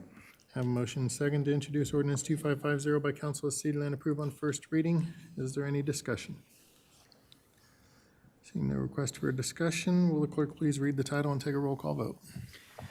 Ordinance 2550, an ordinance approving the grant of a cable franchise to Comcast Colorado 9 LLC, approving a cable franchise agreement between Comcast Colorado 9 LLC and the City of Commerce City, Colorado. Your vote is open.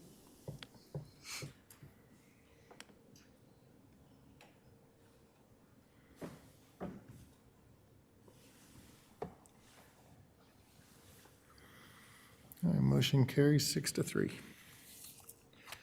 All right, last up is ordinance 2553, adoption of the 2020 Colorado Model Traffic Code as revised. Does anybody on council have any questions? Seeing no questions, I'll look for a motion second to introduce ordinance 2553 by council as seated and approve on first reading. Mayor Pro Tem. So moved. Councilmember Kim. Second. Have a motion second to introduce ordinance 2553 by council as seated and approve on first reading. Is there any discussion? Seeing no request for discussion, will the clerk please read the title and take a roll call vote?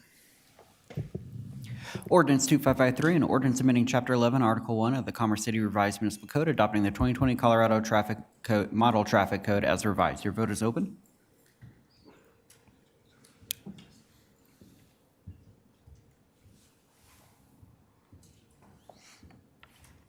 Motion carries unanimously, 9-0. Going to move on to administrative council business. We have a request for a park bench in memory of Kara Kincaid. I'll invite Councilmember Kim to introduce his item. Thank you, Mayor. On April 11th, Kara Kincaid was crossing the intersection of East 76th Avenue and Layden Lane in unincorporated Adams County near Commerce City when she was struck and killed by the driver of a red Dodge Magnum. Since then, I've been talking to the family and attending the court hearing of the individual who struck her. The next court hearing is scheduled for December 15th, my apologies, November 15th at Adams County Courthouse in Division M at 8:30 a.m., which I will be in attendance for. I've been working with Ms. Kara Kincaid's family to find a location to have an in memoriam park bench installed within the city and believe Euriquez Centennial Park was the best spot to have the park bench placed. Through my entire journey, I have been unsuccessful obtaining the necessary funds from Adams County and look to City Council to support having our city staff have this request fulfilled in honor of Kara. The cost currently is approximately $4,000 to complete. At this time, I'm requesting a motion to request staff to have the bench installed at Euriquez Centennial Park, with the cost being approximately $4,000. I have a motion directing staff to assist with the installation of a bench with the cost being $4,000. Is there a second? Councilmember Hurst. I'll second. I have a motion and a second directing staff to take this action. Is there any discussion? Seeing no request for discussion, we'll do a voice vote. All those in favor? Aye. Opposed? Motion will carry unanimously, 9-0. We're going to move on to reports. Mr. Rogers.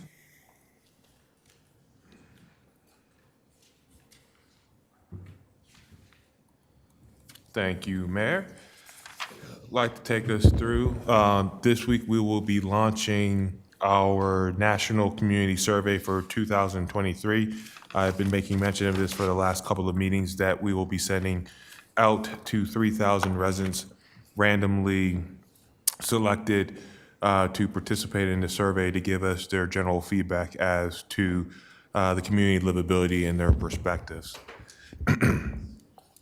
In community development, just like some general information as we're coming into the end of the year and where we stand with new people who call Commerce City home.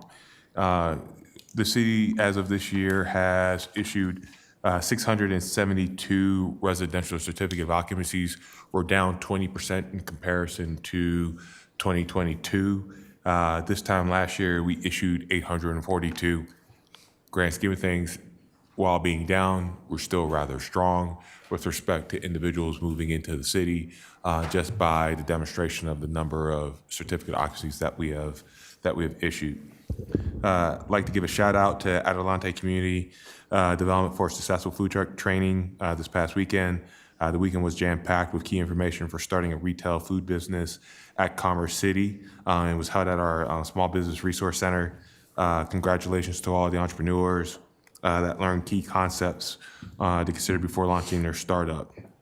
Last week, the city, in collaboration with the vendor Sandu, the developer of the Second Creek Plaza commercial development, held a groundbreaking for the city's second hotel, a Holiday Inn Express and Suites. The 96-room hotel will anchor the site. That will include a future McDonald's, Santiago's, and multi-family, as well as other commercial development. In public works, work continues to upgrade our traffic operations center. We will have new closed-circuit television cameras for our intersections, monitoring and we are working to get that installed. We are also working on upgrades to the Traffic Operations Center to be completed by the end of this year. You all may remember you all brought this to us at the second quarter of this year, and we have been working with our various contractors to get the necessary equipment to provide that improvement to our traffic safety devices and our traffic signals. Streets is also going to be installing longer asphalt transitions on each side of the Burlington Northern Santa Fe Railroad track, so BNSF on East 96th Avenue near Highway 2. BNSF reconstructed the 2-track crossings and raised the elevation of the tracks to provide for improved drainage. The city is responsible for, obviously, the improvements needed beyond the railroad ties. This work will be completed this week if BNSF can provide us assistance, which is required by BNSF to work near their tracks. A public meeting was held last week to discuss the future widening of East 104th, or a meeting will be held, discuss the widening of East 104th Avenue from Thornton to US 85. The City of Thornton is the lead agency on this project with participation from Commerce City for the portion of the road within our boundaries. The meeting will be Wednesday, November 29th at 5 p.m. at the Margaret W. Carpenter Recreation Center off of Colorado Boulevard in Thornton, Colorado. Lastly, in Public Works, the environmental assessment for Vasquez Improvement Project from East 60th Avenue to East 62nd Avenue was approved by the Federal Highway Administration, so FHWA. A public meeting is scheduled this week on November 15th at Eagle Point Rec Center from 5 to 8 p.m. to receive feedback on the project. Parks, Rec, and Golf, we've posted our holiday hours for Bison Ridge, Eagle Point, Buffalo Run Golf Course, and the restaurant.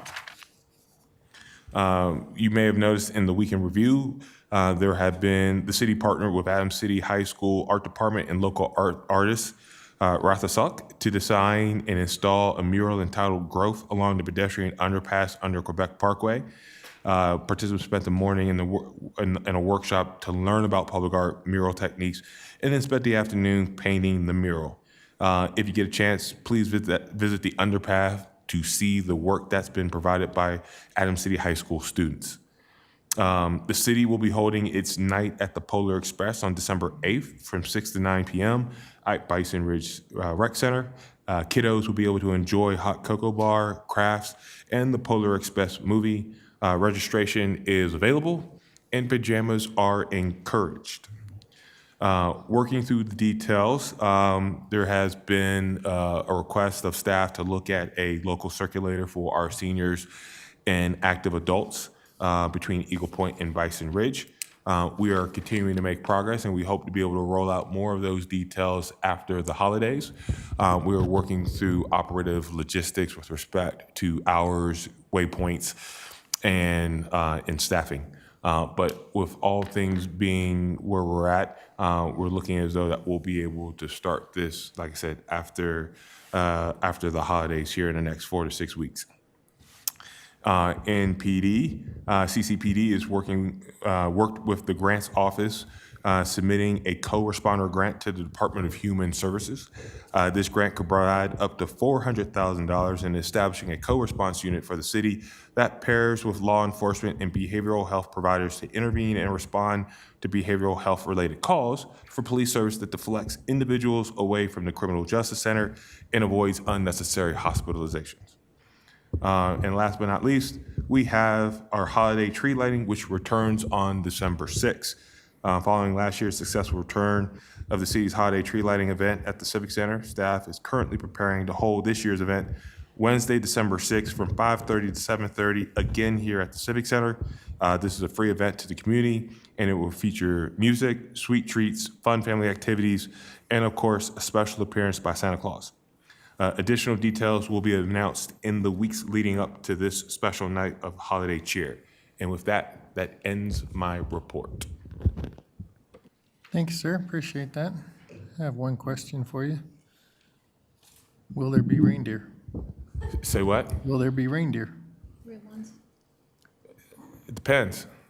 Are you gonna wear a onesie with footies? So If so, then maybe we can make that happen. You had reindeer last year. Are you gonna have reindeer this year? Maybe. Maybe. I'll put some antlers on and, maybe a red nose, and there you have it. And there's no reindeer that tall. It's my understanding that we do plan on having reindeer, and I think we're trying to find other ways to further step it up, but we will have more details as they come. Councilmember Kim? Thank you, Mayor. One question. You mentioned BNSF, so that kind of poses back to our study session that we had a couple of weeks ago. The questions that were supposed to be addressed to both Union Pacific and BNSF, where do we currently stand on that? I do know that the questions were compiled, shared with BNSF and Union Pacific. I believe we are still awaiting a response from them comprehensively so that can be shared back, not just with council, but with the community. But Mr. Maxwell, you can correct me if I'm wrong. Can you also let me know when that email was sent? Exactly?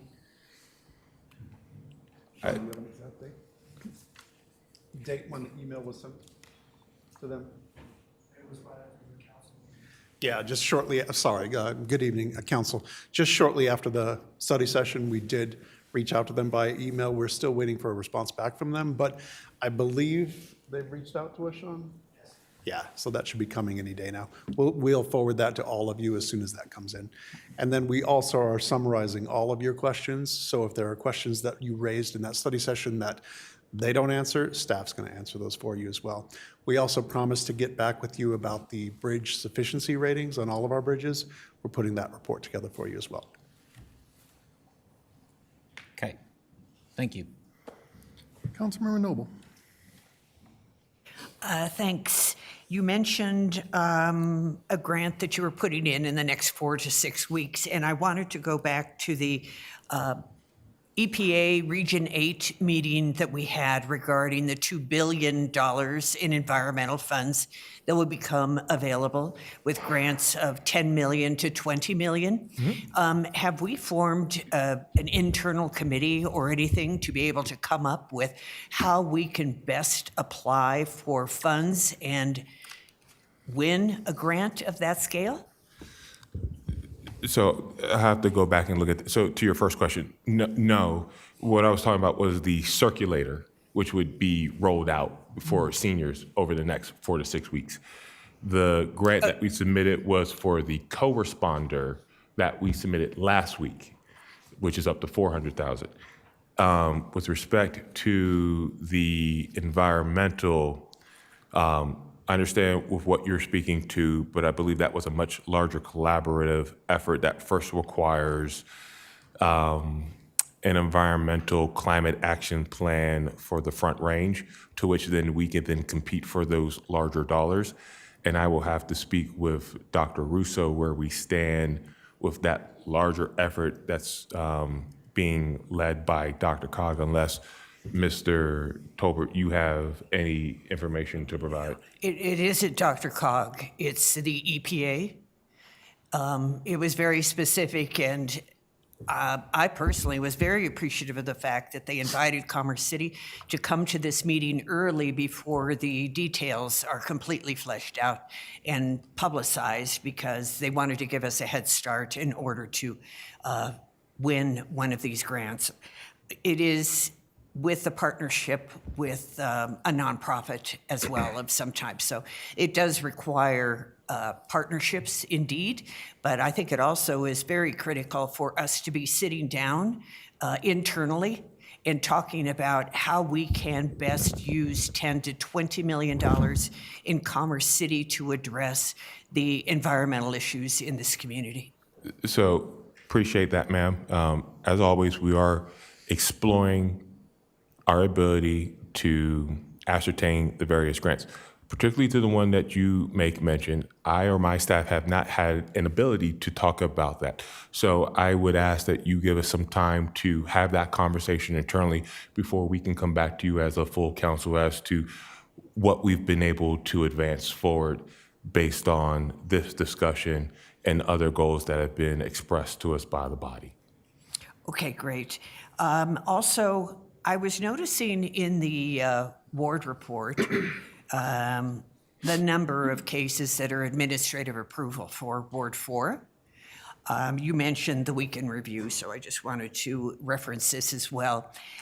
You had told us about subdivision cases now being available to the public, but I haven't seen any subdivision notifications coming through to us as council members in several weeks. Does that mean there haven't been any, or are we now needing to obtain them the same way the public does by going to the website?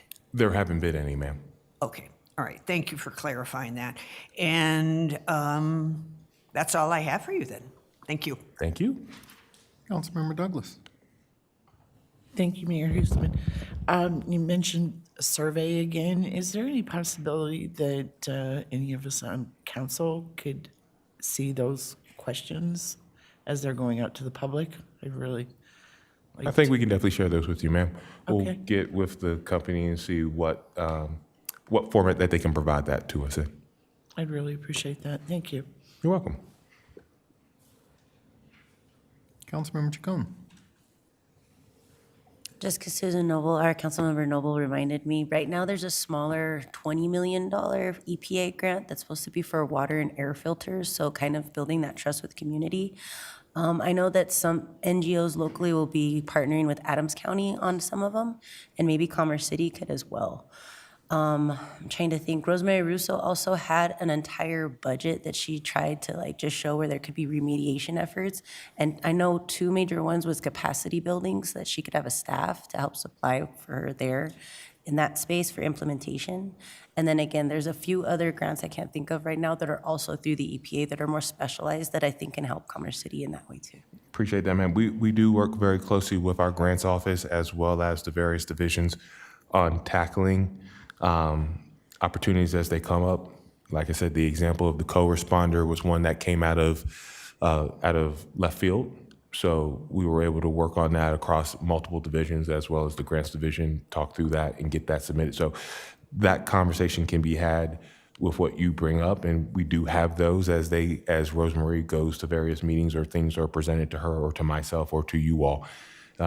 So what we are preparing so that can be shared with council in a comprehensive nature is a list of all of the grants that we are made aware of and where we are at in the process. Once again, we just stood up our grants division. So in that, we are continuing to build the building blocks for that so that we can operate efficiently across just not the staff that we have internally, but also with where we stand with getting our various respondents to support us under contract. Awesome, thank you. There's so many opportunities for community monitoring and modeling in it too. I appreciate it. Councilmember Noble. I'm sorry, I just had one more thing to offer. It's not about grants. It is about Second Creek Farms, and I've been in conversation tonight with a resident in that area who's very concerned about traffic. And the reason is, it makes perfect sense, 88th to Telluride is a perfect detour for people who want to get off Tower Road and get away from the traffic jam. He was telling me about the speeds that people are taking on 88th. They shouldn't be on Telluride because Telluride hasn't opened yet, but they are just going right through the barriers anyway. So I think it's something that we really need to be on alert for. And I see our police chief, his head perked up as we're discussing this, but it makes perfect sense to me that people would use this as a detour and get out of that traffic jam on Tower Road. So we really need to be cognizant of that and get out in front of it. I'll work with the police department chief and public works staff as well and see what we can find out. Okay, thanks. Councilmember Madera.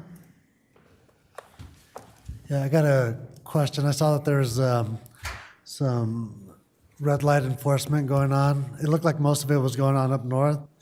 Do we have any plans to do some of that down south, and especially the Highway 85 intersections, all of them? People run those all day.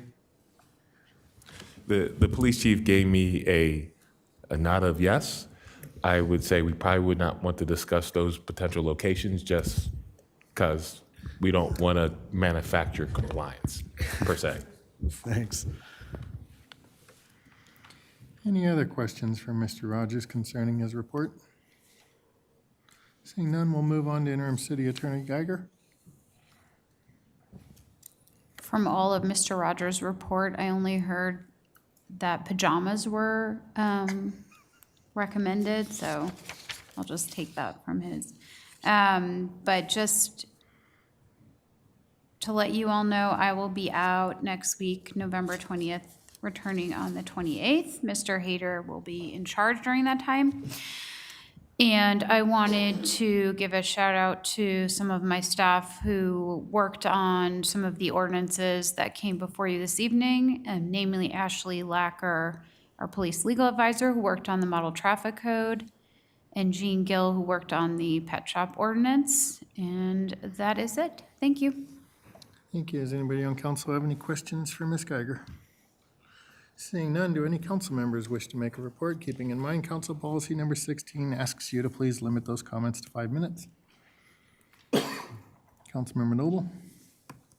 Thanks very much. I attended the Airport Coordinating Committee. This is amazing, and it's impossible to believe, but after 8 years, there would be a marketing plan release for the Aerotropolis. And of course, around February 28th, February 29th, during a leap year, which I thought was really very appropriate too. So we're making headway, slowly but surely. And of course, I also attended the hotel groundbreaking as well. Thank you. Any other council members have a report they wish to make? Councilmember Douglas? Thank you. I don't actually have a report, but I just wanted to say how much I appreciate Council Kim's efforts on serving our community and knowing how each and every life here in Commerce City counts. And we can't forget those who passed, and to memorialize someone who lost their life, who was so innocent, is I just have to make sure that you know how special you are for doing that, because the people of Commerce City are the most special.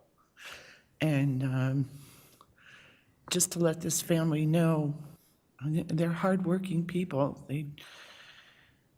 They just want to work and live and enjoy their family. And to lose somebody like that is unthinkable to me. But the fact that you have gone above and beyond is something that should be recognized. And I want to thank you, because the people of Commerce City are that special. Thanks. Anybody else wish to make a report? Councilmember Kim? Thank you, Mayor. Just a few things. According to the Colorado Department of Education, the district accountability committees are responsible for 1, making recommendations to the local school boards and concerning budget priorities. 2, making recommendations concerning the preparation of the district performance improvement, priority improvement, or turnaround plan, whichever is applicable. Number 3, providing input and recommendations to principals on an advisory basis concerning the development and use of assessment tools to measure and evaluate student academic growth as it relates to teacher evaluations. And 4, cooperatively determining other areas and issues to address and make recommendations upon. DACs are also expected to publicize opportunities to serve on district and school accountability committees and solicit families to do so, assist the district in implementing its family engagement policy, and assist school personnel in increasing family engagement with educators. I attended the DAC committee for Adams 14, where we had discussed, where there was discussions around the idea of implementing the 5B dual language starting with 3 schools at Central, Kemp, and Monaco. There's going to be more discussions will occur during the subcommittee portion of the meeting that will does discuss parent engagement, UIP, and finance of this idea. The next meeting will occur December 13th at the ESS building, starting at 6 p.m. Hopefully, some of you guys can make it. The next 27J DAC meeting, which I had the opportunity to attend last month, is scheduled for December 20th and is done online. If you wish to attend, please email byork, it's BYORK, at sd27j.net to obtain the Zoom invite. This past Friday, November 10th, I had the pleasure to sit in at South Lawn Elementary to see little kiddos, including Councilmember Hurst kiddo, sing a few of the military jingles. It was much appreciated, and I have to give a shout out to South Lawn Elementary for the invite for the second year. Look forward to going again next year. As mentioned earlier, the next court hearing for Kara Kincaid's offender is scheduled for this Wednesday, November 15th at Adams County Courthouse at 8:30 a.m. in Division M, that I will be in attendance for. Be sure to take PTO that morning from my primary job to attend. Finally, there's going to be a youth commission coming up. Youth commission meeting is scheduled for this Thursday, November 16th at 6:30 Eagle Point. That concludes all that I have. Any other reports? All right, we'll move on to our executive sessions. Tonight, we have 2 executive sessions. I'll ask for a motion and a vote on each executive session separately. First, I'm looking for a motion second to enter into executive session pursuant to CRS 24-6-402, parentheses 2, sub-parentheses A, and CRS 24-6-402, parentheses 4, sub-parentheses E and B, for the purposes of determining positions relative to matters that may be subject to negotiations, developing strategy for negotiations, and instructing negotiators, as well as receiving legal advice concerning the potential lease or sale of the city's mineral rights and implications thereof. Mayor Pro Tem. So moved. Councilmember Hurst. Second. Have a motion and a second to enter into executive session for the purposes stated. Is there any discussion? Seeing no request for discussion, we'll do a voice vote. All those in favor? Opposed? I didn't hear a lot of ayes, and I didn't hear any nays. So let's try it again. All those in favor? Opposed? All right, I guess it's going to carry unanimously 9-0. Next up, I'm looking for a motion and a second to enter executive session of the City Council of Commerce City pursuant to CRS 24-6-402, parentheses 4, sub-parentheses F and I, for the purpose of discussion of personnel matters, specifically discussion of the annual performance evaluation for the city manager. Councilmember Hurst. So moved. Okay, Mayor Pro Tem. Second. Have a motion second to enter executive session for the purposes stated. Is there any discussion? Before we take a vote, Mr. Rogers, would you like this conversation to take place in public or in the executive session? In the executive session, sir. Have motion second to enter executive session for the purposes stated. All those in favor? Opposed? Motion carries unanimously. We are going to go into executive session. They're estimated to last approximately 30 minutes, but I'd probably give us about 45 minutes before we come back out. Council will probably take action after coming back from the executive session, so the meeting broadcast and recording will remain up.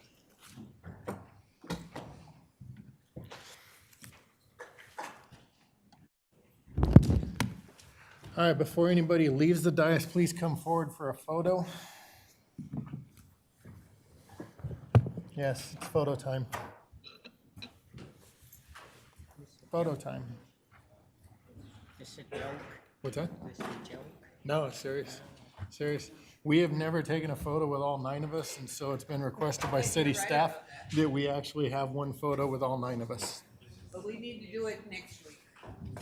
I can't guarantee that all 9 of us will. Nobody will be here next week, and I can't On the December 4th. can't guarantee everybody will be here December 4th. What? Not everybody's going to be here December 4th. Why? Because some people can't be here. What? Because some people can't be here. Oh. Yeah. All right. Yeah.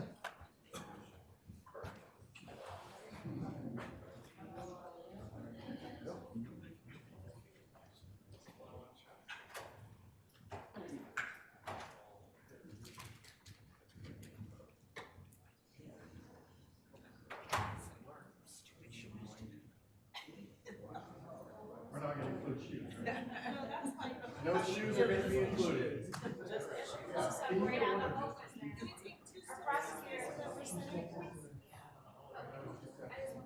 You didn't specify how big of those steps.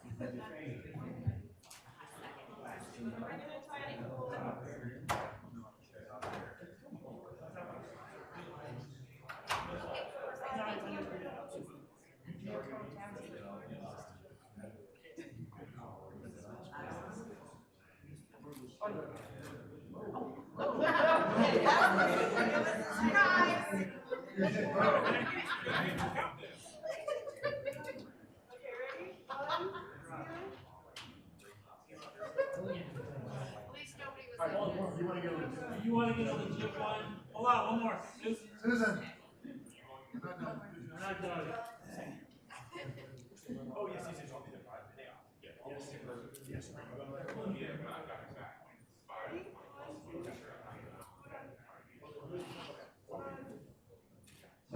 Get your hand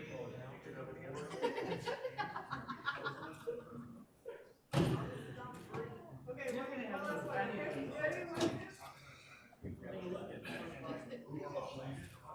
there, I got you all. Thank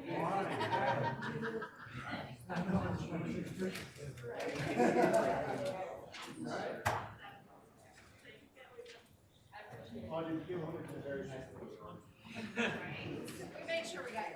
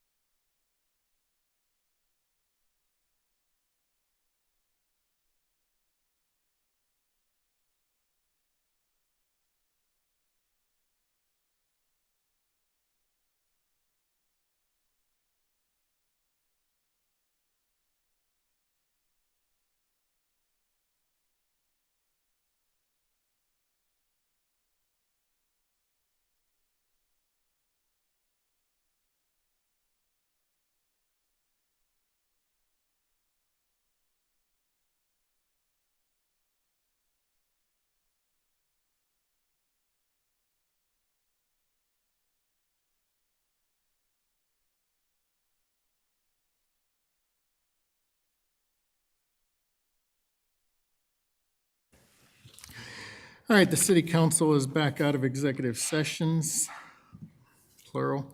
At this time, I'm looking for a motion and a second to approve Resolution 2023-133, approving the salary increase for the city manager with an increase of 6%, raising $15,000 for a total annual salary of $265,000. Mayor Pro Tem, So moved. Councilmember Hurst. Second.